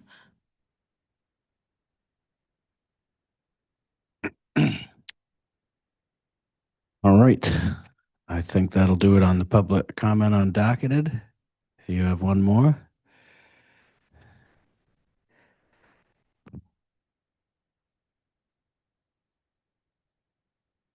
Scott got 331 Maplewood Drive. The funding question that goes out there says this is going to cost millions and millions and millions and millions of dollars. Collectively, right now, I think the 4 districts together are somewhere around 13 million. I'm not sure the exact number. When all that stuff gets transferred to the town, people say, oh, we got all this debt.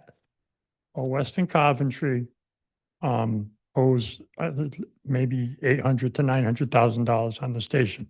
But that money is built into that budget. So that's not coming over as debt because it's coming over as part of the budget that's going to be worked on by the town. The ladder truck that Hopkins Hill has probably has debt, but it's built into their budget to be paid for. So that comes in with, part of the budget. So everybody thinks that we're starting with $0 and this is going to be this huge, ginormous increase in taxes. Well, that's not what it's going to be. I often ask the question that if you took all of the budgets and put them in a bucket and handed the bucket over to the town, can the town run exactly the same way they're running right now? Or could they run it better? The answer would be that they could run it better because they're not going to have to pay for lawyers anymore. They're not going to have to pay for tax collectors. They're not going to have to pay for clerks and all these associated positions that the fire districts have. So people need to understand that this is not going to be this huge, huge cost when it comes moving over. You have to start somewhere. So that same $13 million that's being collected by these fire districts now is going to be collected by the town instead.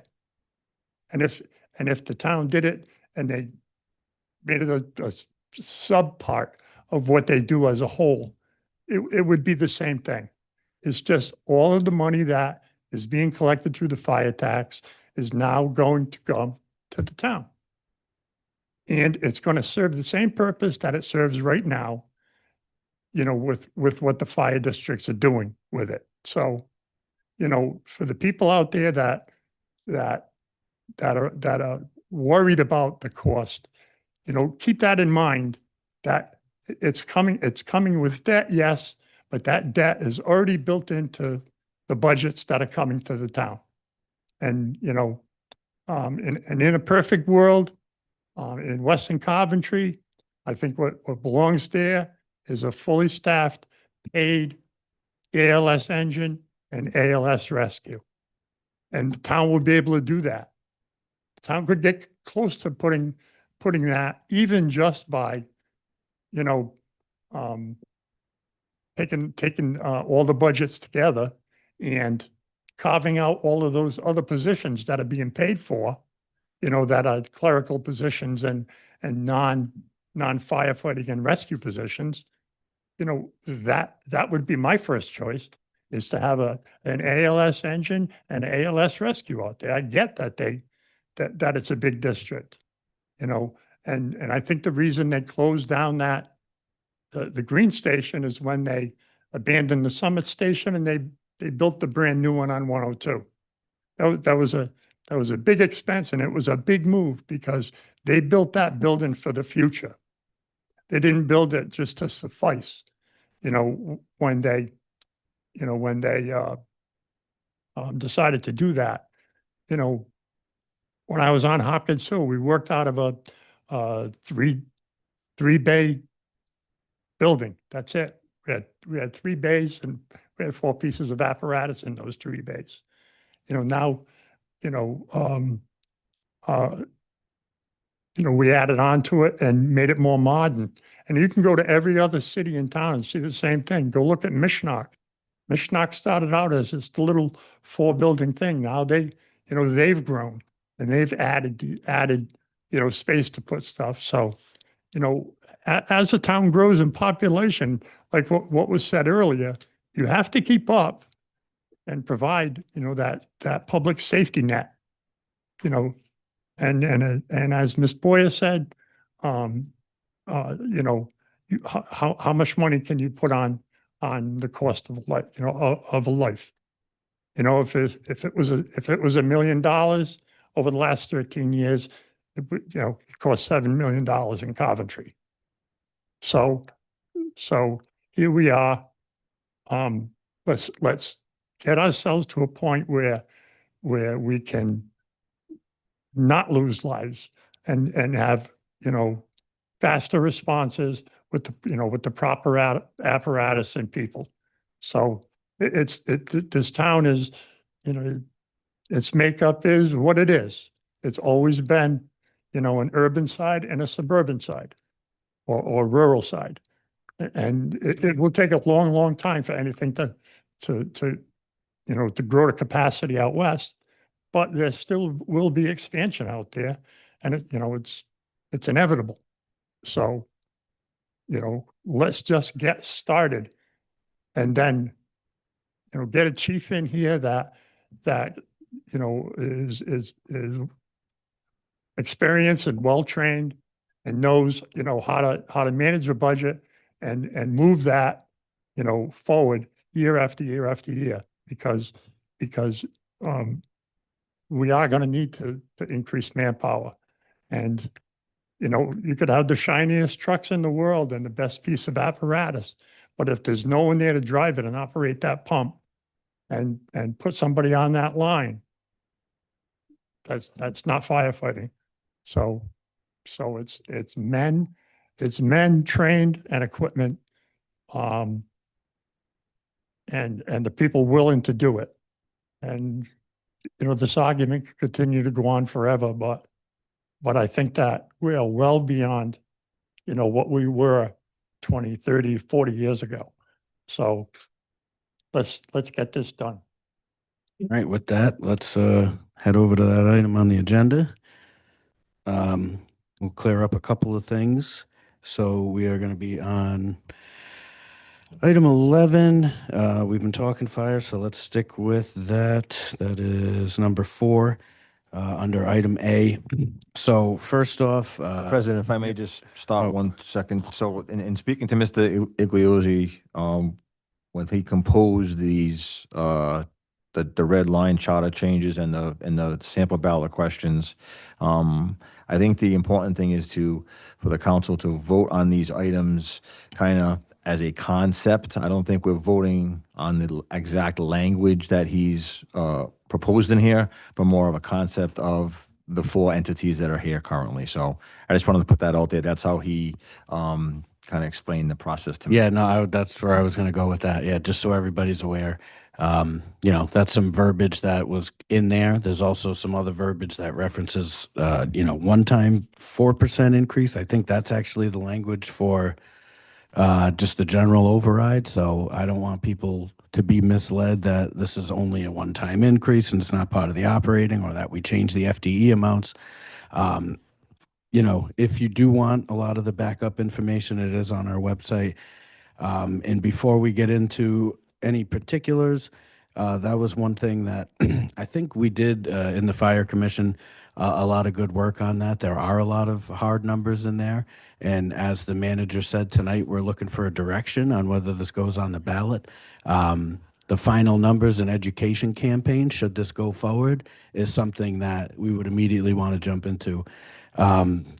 Myself, I'm not speaking for anyone else, off the bat, I think we need, obviously a summary, which again, we did have a good summary of a PowerPoint last time, but to make it very readable so people don't get confused, I think we could go right by district, do a one-page summary for each district. These are things that anybody up here wants to appear that we're hiding. Is there an additional cost? Yes. Is it an unknown number? Not particularly unknown. It's not exact, but we're looking for more of a direction out of this exercise, whether or not it goes on the ballot. We're not actually building the department through this question.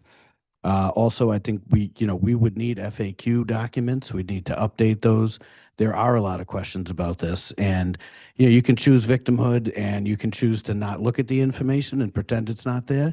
But you could also we could do a better job of giving it to you. So there are some items here that clearly have been addressed and have been ignored. This goes for any side of this thing that we've looked at. We are not hiding the additional cost. We're quite vocal about that, and we do want people to have all the information should this go to the ballot.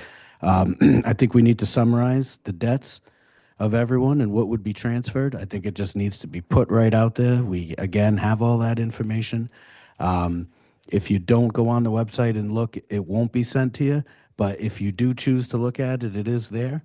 And I think, to someone's earlier point, a 5-year projection outlining the assumptions that are built into that, like we would with any other budget, makes sense to just show that 5-year cost out, and, not to hide or bifurcate or change any of those numbers. This needs to be a regular 5-year budget, so people know exactly what they're getting, not only now, but, as the years go on. So I just wanted to clear up some of that. Nobody up here, I don't think, again, I'm not speaking for them, would want to endeavor any of these questions without having all the information out there. So again, should this go on, there would be plenty of time for that information campaign. And that's all I really wanted to say about that. Thank you, Town Manager, because I think a lot of people were confused, as, I wish I had seen it earlier, about the 4% and the 60. Again, we are not here to legislate the department tonight, simply to discuss whether or not the impetus is to let the people vote on what they would like. So with that, let's give it a whirl. We'll open it up again. Councilman Pasqua. As it pertains to this particular question, I think, we've been debating this topic for a very long time. And I think the people need to make the decision on their own, whether they want a fire department. And some of the information people are asking for is already on the website, on the town website. The finance director published a document recently, talks about how the Coventry Anthony District residential rate, should a town department happen, to be 0.08% decrease. And in the Hopkins Hill Fire District, it'd be 0.17. So, and I think the highest increase was 2.29% in Central and 1.78% in Western. And that's if the high end of the budget was accepted, like everybody got family medical and all this other stuff. So there's a cushion in there. But my point is, these documents are available publicly on the town website. If you go to the town's website and go to Municipal Fire Commission, it's literally the first link. Like, I could show it to you. I know you're shaking your head, but I can have you come here and I'll show it to you. It's literally right there. All right, we can't have a We're not having debate. We can't we're have not a having debate like right that. now, but Yeah. the documents that you say that people are saying don't exist, they do exist. They are for public viewing. And I think that putting this question on the ballot is going to really implore people to do their research, read these things, and understand what's actually happening so they can make a decision. And this needs to be a decision that's put in front of the people.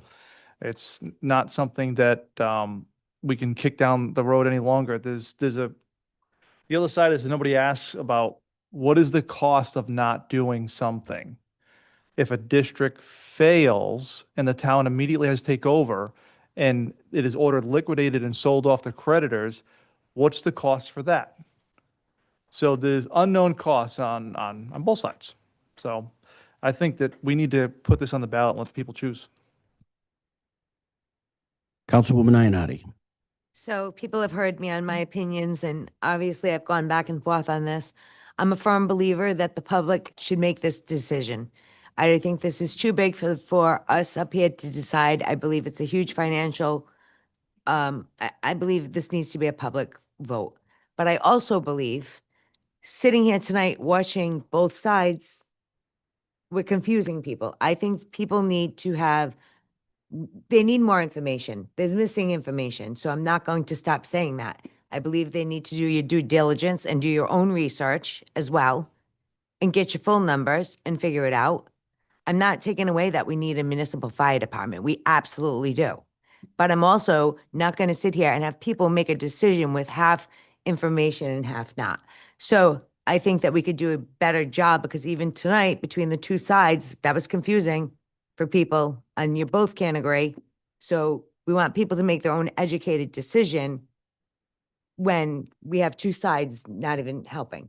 So I think right now, I am all for putting it on a ballot, but I think we need to come to a way that everyone is in agreement and that everyone understands exactly what's happening. Because when you, I'm sorry to say, but when you have two sides of the fire department not even agreement, and you want us, the regular lay people, to agree, that's a problem. So I think we need it, and that's the truth. So I think people need to do their research. I think maybe you guys need to come to some kind of agreement on what's going to work. And I do believe that it should go on the ballot, because I don't believe that it's too big for us to make that decision for the town. But I think you all need to do research, and I think you all need to maybe come to an agreement on how to put this out to the people. Yes, people's lives matter, but so don't other things, and they need to look at that correctly. So I would suggest that maybe you guys get together and probably come to an agreement on how we're going to get it out to the people instead of confusing people. Thank you. Thank you. And Councilman Hull. Thank you, Council President. I'm going to repeat what I've said since I ran for this position in August. If this vote for the merger of a fire department was left up to just 7 council members, I would vote no. I don't think something that large, just like everybody on Facebook has been crushing me for the last 3 days arguing about the vote for the financial budget, but all of a sudden they don't want to vote on a fire department. To me, that just seems weird. We can't have it both ways. We can't ask for transparency, and then when we get it and it doesn't go our way, we get upset about it. What we're waiting for is perfect. Perfect doesn't exist. We have to figure out who to trust. Are you trusting the 7 council members, or should we put the trust back in the taxpayers? It's your wallet, your decision. I'm a 50-50 on this. I support the public safety aspect. I'm terrified of the financial benefit. And for those decisions alone is why I think it should be on the taxpayers. We're not that important up here. Don't give us that much power. It's your pocket. And the best way to do it is to give it back to you. We're not that important. If this thing was ever going to be perfect, I think at that level, then the council would vote on it. The reason it needs to go to the taxpayers is because it's not perfect. You have to decide what your human life is worth. Thank you. All right. Anything else up here? Okay. We will again on undocketed. All right. We can make a motion.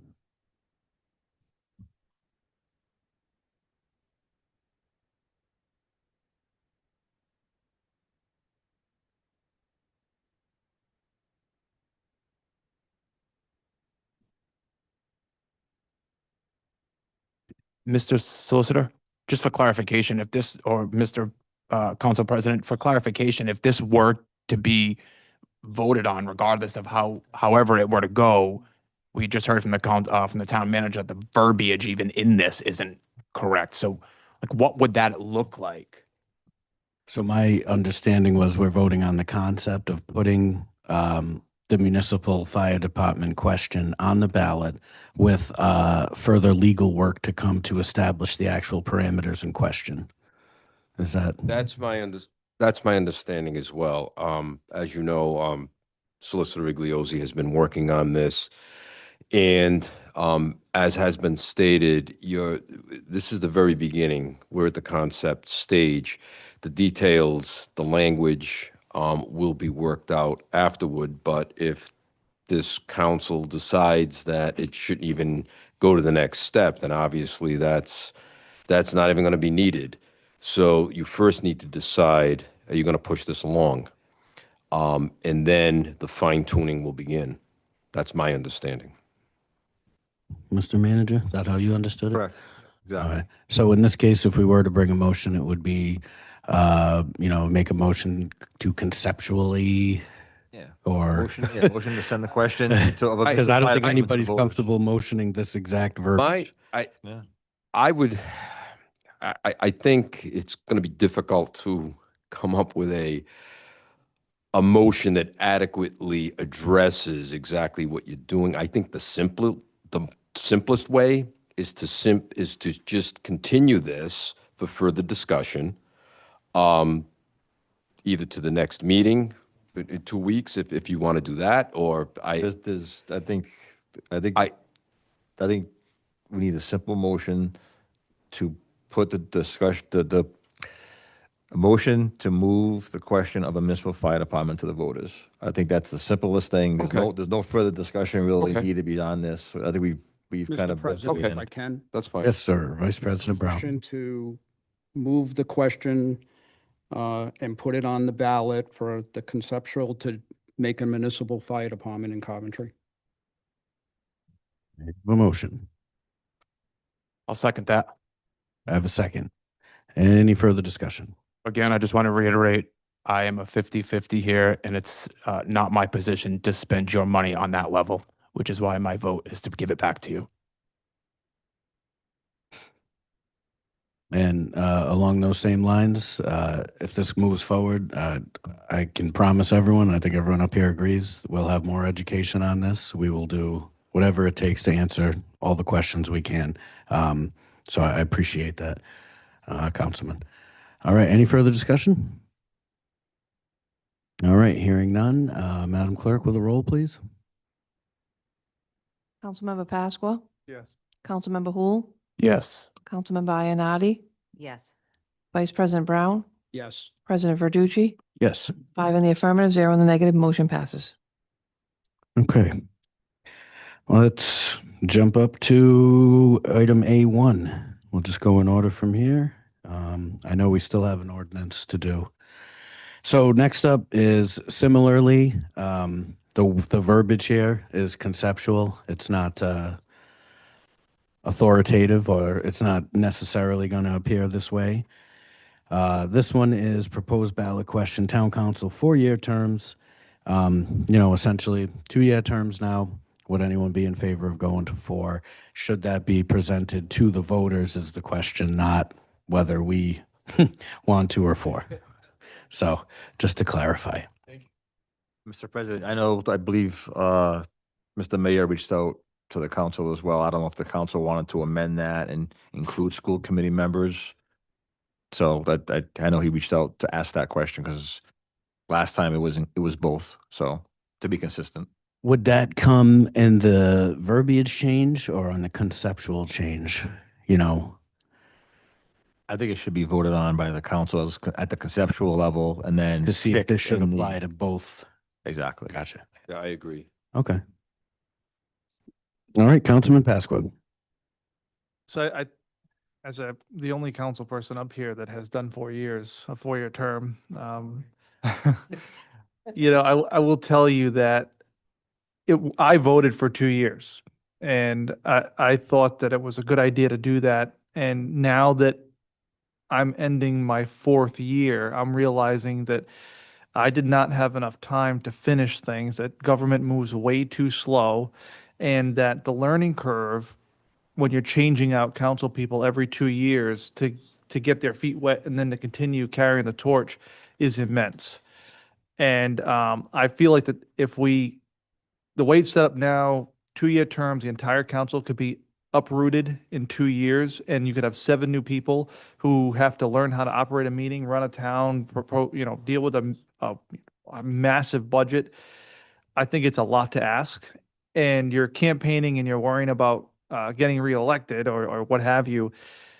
It was 6 months on both sides of it. So I'm sorry, 6 months at the end of it. So you're like an 18-month term, and it's just too much. So I think that this protects the town and protects the continuity of government by staggering the terms of districts and putting 4-year terms back, but every 2 years council switches out. So you're not losing an entire council, and people have some institutional knowledge of how this actually works when councils are going through their transition. I think that's extremely important. So I'm a big supporter of this, and I wish I didn't vote for the 2 years. Appreciate it as our senior representative. We really appreciate the context from back then. Back in the day, I mean, you're right. I was thinking of this. We don't have a member who's completed a full term. So, there's a lot to be said for that. Let's see, Councilman Hool. While I can appreciate Councilman Pascua's thought process behind this, I think politics in 4-year terms is dangerous. I think it is really difficult to remove people. We've seen that by the last recall that this town tried to do. And if you're doing your job up here, there is a learning curve, yes. And you know what? I'm still learning. I've been here since August. I'm sure Councilman Pascu was still learning. It's never ending. So I don't. I find 4-year terms dangerous. Where I do like is I appreciate the staggered terms, because I think having an all-new council is dangerous. There should be some continuity behind this. So I would be open to the idea of having staggered terms, but 4 years. And why should the public decide how long I want to serve for? I signed up for 2 years. I don't know where I'll be in 4. And if you want to get rid of me in 2, you can. 4 years, you might as well give someone 10. You can do a lot of damage in 4 years. We've seen that. You can do a lot of good as well. Just a quick question. Would this be applicable to the next election? Right. Okay. You still have a chance.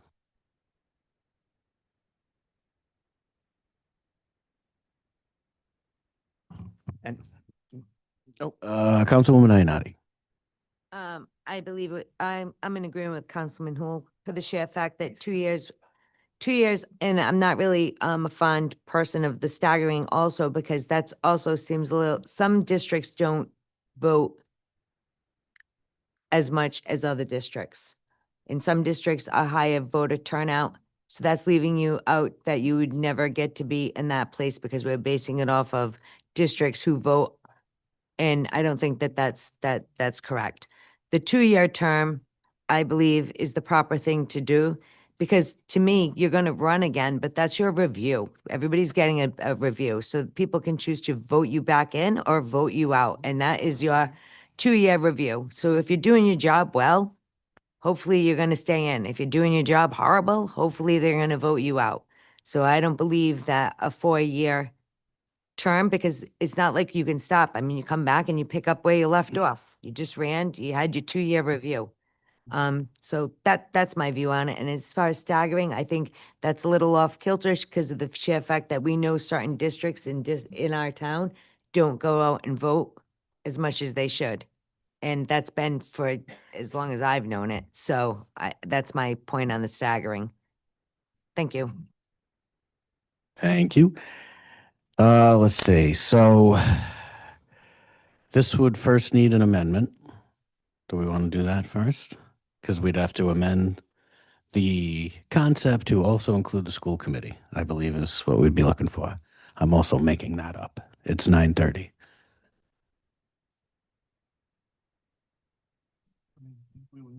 votes to pass it. I don't know if we have it. The amendment?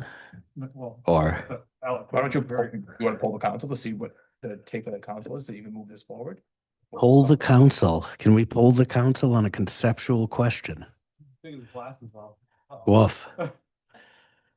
I think the cleaner way to do it is to make the motion, then open up a discussion. So I think there should be a motion and a second, discuss, then everyone can put their 2 cents in, and then you can take a vote. All right. Councilman Hull? I'd make a motion to deny forwarding the proposed ballot question 1 town council 4-year staggered terms. All right, we have a motion and a second. Now to discussion. Thank you, Solicitor.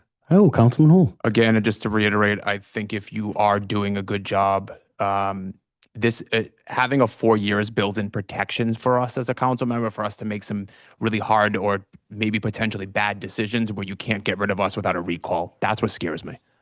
That's the sole reason. We've seen what happened. We've seen how hard it was to get rid of our last solicitor and how hard it was to get rid of our last councilman president. We don't want to go down that road again.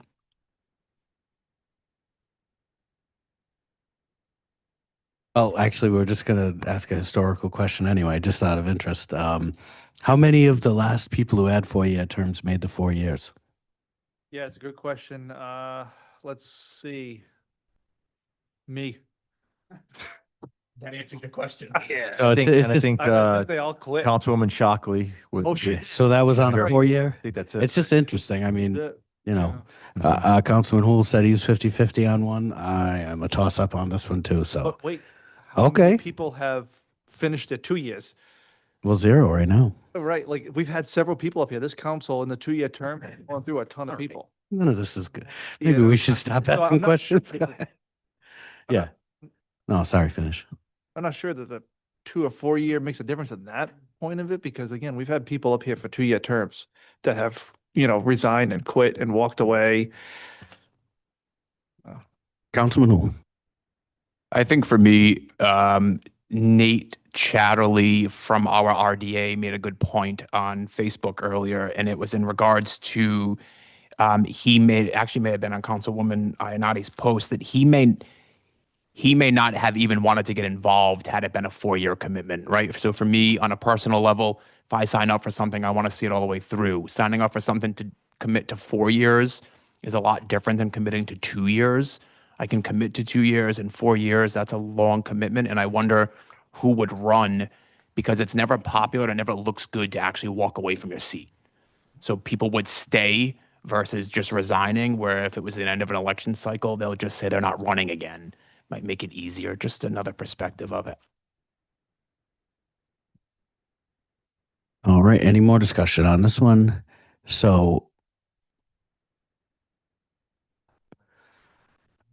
yeah, that's what we were saying earlier. Yeah.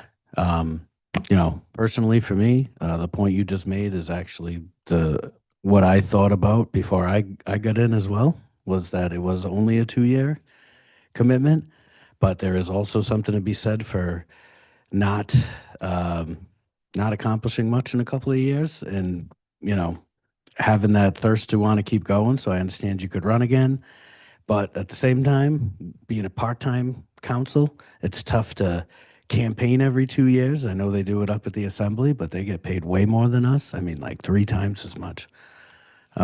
So it is an interesting discussion. Like you said on the other one, I'm 50-50 on this one. So what do you think? You want to roll call it and see what we have?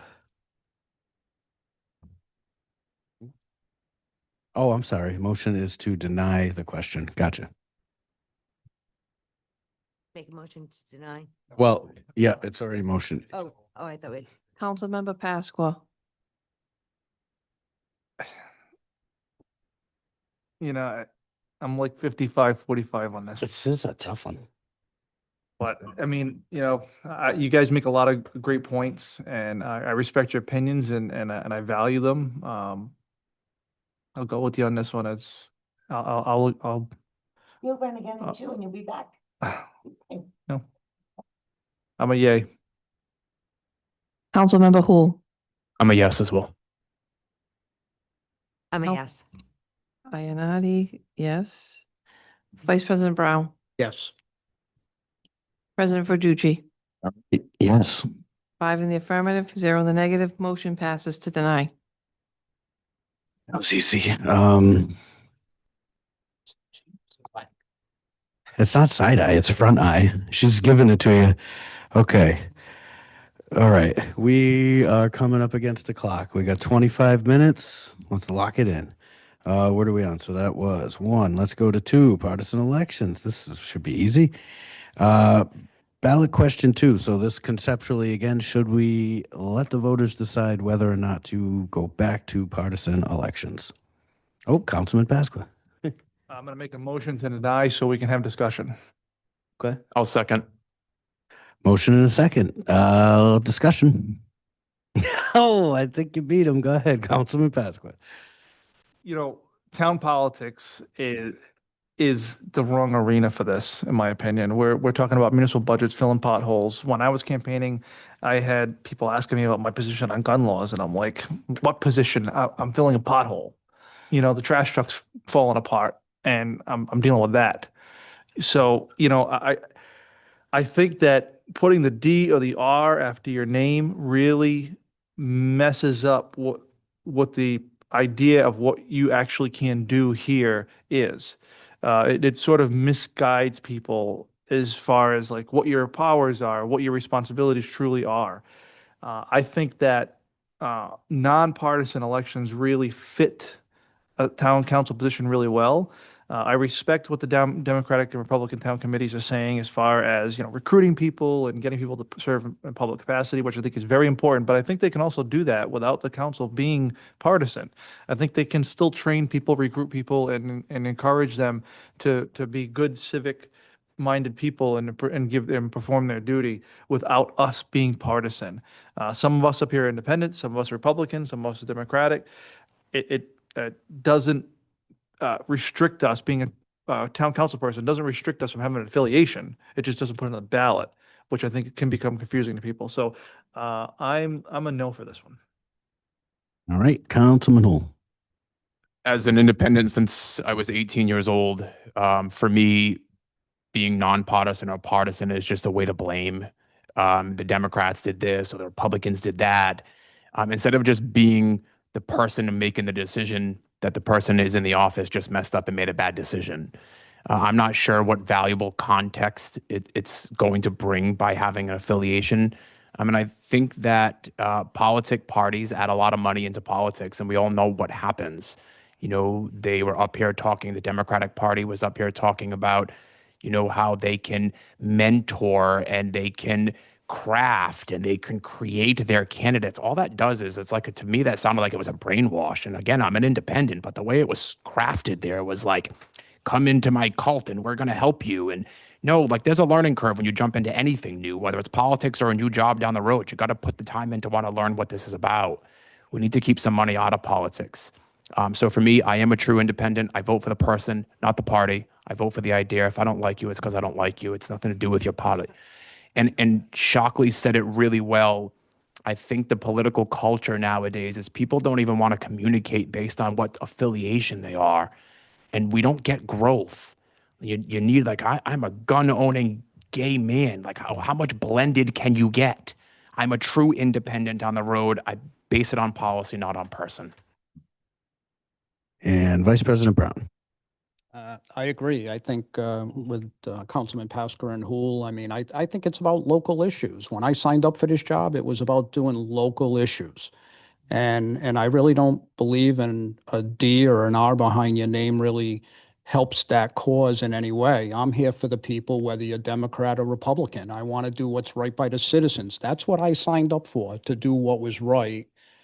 Maybe not for maybe a group telling me how I should vote. So I think it's about local issues. It's about our town budget. It's about our schools. It's not about gun control. It's not about abortions. That's not us. We're local people to do what's right for the people that elected us to be here. So I will be a no on this. Yeah, certainly concur with my colleagues on this one. Again, for me, two things that kind of play into this. One, I don't like to inherit other people's enemies or friends. I like to be an independent myself. Number two, and it's unfortunately very recent history, you see both parties going each to the extreme on the national level. On a state level, we couldn't even get somebody to make nominations for a party. It's just, to me, not working great on those two levels, where I think if it was going to work, it would work better on those levels. And then, as has been said by all three of my colleagues, these issues certainly are town issues that I don't think should be split amongst your identification. And as was brought up, you can still identify as such. We wouldn't want to take that away, but we got rid of the master lever. We've made other pushes towards reforms like that. For me personally, on the town level, I just happen to agree with my colleagues, but also all due respect to the parties out there. I think they do serve a good purpose. We certainly have great community members in them. So that's my two thoughts. Councilwoman Ionati. Doesn't really matter. I'm here for the town of Coventry. I am a Republican. I did talk to both sides. They've been talking to me all along, the Democrats and the Republicans, on wanting to merge and just go back to partisan. To me, either way, what I do is not Republican or Democrat. I'm here for Coventry. Well, we all knew that. I mean, that's who I am, really. But am I a Republican? Absolutely. I'm never going to say I'm not. And I don't think anybody should not be able to have to say on what party they agree with if they want to. And I also believe, as being a Republican, I believe everybody has a right to vote on what they would like to see as far as their council. But I think we should all be in agreement enough as adults that we can have open conversation and open dialogue about it. And I don't believe that having an R near your name or a D near your name is going to make any difference on who you are to work for the town. So that's my point on it. I don't feel like hiding who I am is a problem. Like I don't vote for me if you see an R near my name. So that's not a big thing for me. I'm not like an extremist. I'm here for the town, and I think we're all here for the town. And I don't think that D or R really, but sometimes some things do come up in town that are on the on the Democrat or the Republican side, that you got Sakashi, you got a lot of things. So I don't think that you should change as a person if you have an R or a D. And I don't think that's how you should rule town. But I also don't think that there's any reason to say, oh, I'm unaffiliated or I can't speak. We're nonpartisan. We all know, all of us up here have an independent Democrat. I mean, it's open knowledge. So as far as I'm concerned, I just think the light and seeing the light, it's not that big of a deal for me. It's not going to change who I am on how I'm going to vote or how I'm going to work for the town. I just don't think it's that big of a deal. So I think if it wanted to be open to the public, have at it. I don't think it's going to stop anybody either way, unless we're that, that's my opinion. So either way. Thank you, Councilwoman. Let's see. We have a motion. We have a second. That was the discussion. Madam Clerk, for a roll call, just to remind us, the motion was to not put this on the, all right, thank you. Councilmember Pasqua. Yes. Councilmember Hul. Yes. Councilmember Ionati. Yes. Vice President Brown. Yes. President Verducci. Yes. So that's 5 to deny and 0 in the negative. Motion passes. Great, so we have probably the coolest one, which would make a lot of sense to most people. Number 3, proposed ballot question, real estate conveyance tax allocation to Coventry Land Trust. Town manager, you want to give us some So the history? background on this is in 1999, the charter gave the land trust 50% of the real estate conveyance tax. They currently have a little over $3 million in their account, which is their money. Any interest being gained on that is their money. So based on how I think that could really help the town budget, we thought about reducing that 50% to 10% going forward. And again, it is in the charter, so it would require a ballot question. So that's why I proposed this question. Gotcha. Thank you. Go ahead, Councilman. I'd like to make a motion to also start discussion. I will make a motion to approve sending proposed ballot question 3, real estate conveyance tax allocation for the Coventry Land Trust. Second. Motion and a second. Let's do it. Discussion. Who's passionate about this topic? Councilman Hu. So seeing as how this is something that I do for a living, real estate conveyance tax also just increased. So I think that the state is going to continue to look at that. Anything above, I believe it's $800,000. It increased it now up to $7 and change per thousand. So this money adds up really fast. If you look at the budget and you look at what the tax collections came in from the real estate conveyance tax portion, it's a lot of money. And it's like that money, $3 million to some board that's just not just some board, but it's that money needs to come back into the town portion of it. That could help a lot with our deficit. There's a lot of things we could do with $3 million coming back on this side. I think back when it was originally originated, the conveyance tax was very minimal. But as the state is eliminating some of the other taxes, but then increasing taxes somewhere else to make up for it, this is one that really hit on the real estate side quite large. And it's what I'm familiar with again. So Just to clarify, from my knowledge, this does not give us access to that $3 million. It just allows us to, it just from stops this it from point forward. continuing to be Correct. 10 million next year. Correct. So I just want to make sure we're clear. Thank you. Thank you. No, and I think the land trust, they're doing good work. But it's just they're taking a lot of money when that the scale should be adjusted. Yeah, we heard earlier about, I don't know if you guys knew this, about half the town is very rural.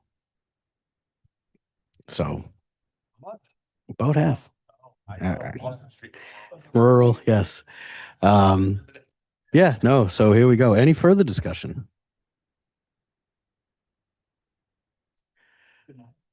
We have a motion, we have a second. Do we need any more discussion?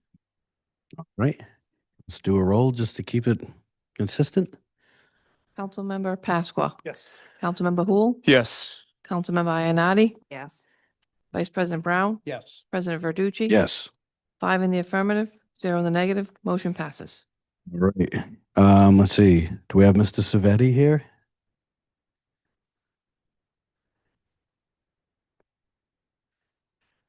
Thank you for your summary and your information. I do appreciate the narratives with it. It's, you know what we're going to ask at a time, so you pick them out and answer the question. So appreciate that stuff. Thank you. And try to provide the highlights. Yeah, no. I won't go through all the details, but in your package there, you do have the balance sheet, which again is just a snapshot, right? So that's the financial position as of May 31st, 2026, specifically for the general fund. So obviously you can see our cash position, taxes receivable.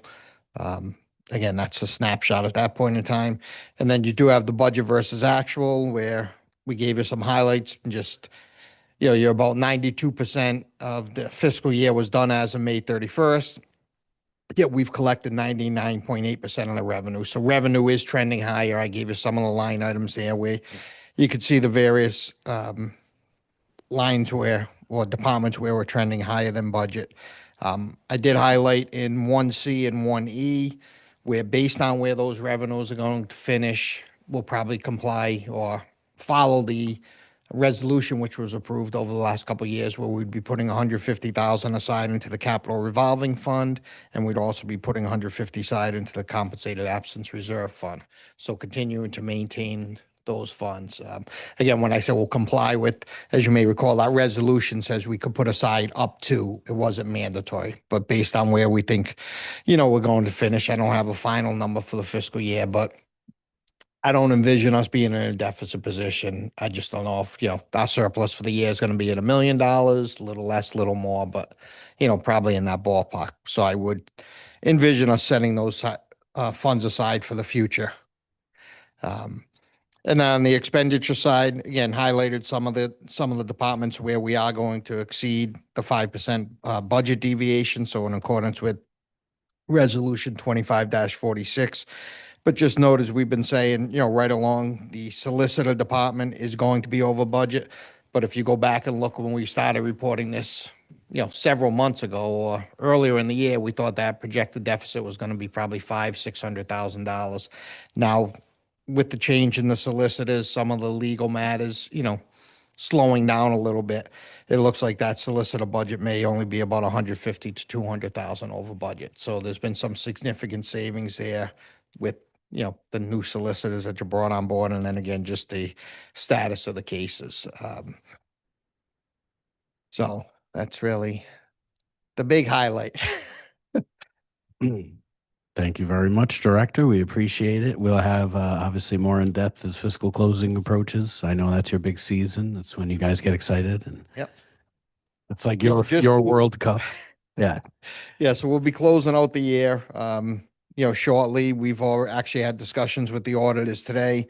So they scheduled their planning field work for the beginning of August. They'll be coming in, working on the audit field work, so the actual closeout on September 14th. We have the goal to try to get the final audit issued by November 30th or first week of December. So I think we're in good shape. You know, we'll continue to work with the school department, make sure that their numbers are going to be closed out time. Mhm. And then just the last item, just let you know that the tax assessor's office did certify the tax roll today. So it's been certified, and the tax rates, as we had indicated, we're right where we thought. So the residential rate's going to be $12.955 per thousand. 955, yep. Commercial rate is $20.70 per thousand. Intangible property is still at the $20.65 per thousand, which is essentially where we're frozen based on the state law. 12.85, right? No, it's 12.955, I think is originally what we thought. So we're in compliance with that range. You know, as you may recall from the budget range, we're within that range based on those rates. You know, the question is going to be now, obviously, once people receive their tax bills, if there's some appeals, some abatement adjustments that might have to happen, but we still think we have enough wiggle room to, you know, come in within the budget. I have heard from a few people who have had some positive experiences, you know, making contact, coming in, getting their case heard. So, you know, let's continue that good work. I mean, it's fair is fair. So, you know, I appreciate that. All right. Thank you, sir. All right. 8 minutes left. We got to do the first reading of the ordinance, and then we have public comment. So let's see what can happen. Mr. Solicitor, I'm just reading this out loud. All right, great. I'll do it. This is the ordinance 26-20. This would be referring to the item we had earlier, the Johnson's Pond redevelopment area, and approving and adopting the Johnson's Pond redevelopment plan. A few different components to this. The first is just referencing the general laws that are applicable and designate the authority. The next section just basically outlines the transfer of the redevelopment rights for Johnson's Pond to the RDA. The agency has prepared already and submitted to the town council the plan for Johnson's Pond redevelopment. That's what we heard earlier. The town council has held a public hearing, which we did tonight. That is in accordance with general laws. And going forward, we will be considering the designation of the redevelopment area as well as the adoption of the plan, again, which was what we moved till July 8th. And the town council finds, based on the evidence presented in the plan at the public hearing, that the area described in the plan requires redevelopment and is a blighted and substandard area pursuant to RIGL 4531-8. Let's see. Having fully considered this, town council hereby makes the following legislative determinations. Again, this is just the first reading, that A, the plan is feasible, B, the plan conforms to the comprehensive plan for our town, C, that the implementation of the plan will promote public health, safety, morals, and welfare of the community. D, the implementation will effectuate the purposes of the act. It does contain adequate provisions for expenditure of money by the town, but does not hold us to the numbers provided therein. Federal and state financial aid provided for in the plan will be necessary to enable the land in the area to be developed, and that the plan provides for retention of controls and establishment of restrictions necessary to effectuate the purposes of the act. Furthermore, the Section 1 is designation of redevelopment area. Section 2, designation of project. Section 3, legislative findings and intent. Section 4, incorporation by reference. Section 5, official redevelopment plan. Section 6, authorization for implementation. And as referenced earlier by GZA, Section 7, severability. Section 8 is the effective date. And we have read the resolution. That is the first reading. We will revisit in 2 weeks. Correct. We'll advertise it and then we'll have the second reading, public hearing and vote on the 8th. Correct. Thank you. Gotcha. All right. We don't need to do anything with that then, right? Officially, that's it. All right. Just reading it, that's it. That's it. Thank you, everyone, for that. All right. Anybody in? We will move on to our final item, public comment on undocketed items. If there's anyone in, go ahead, sir.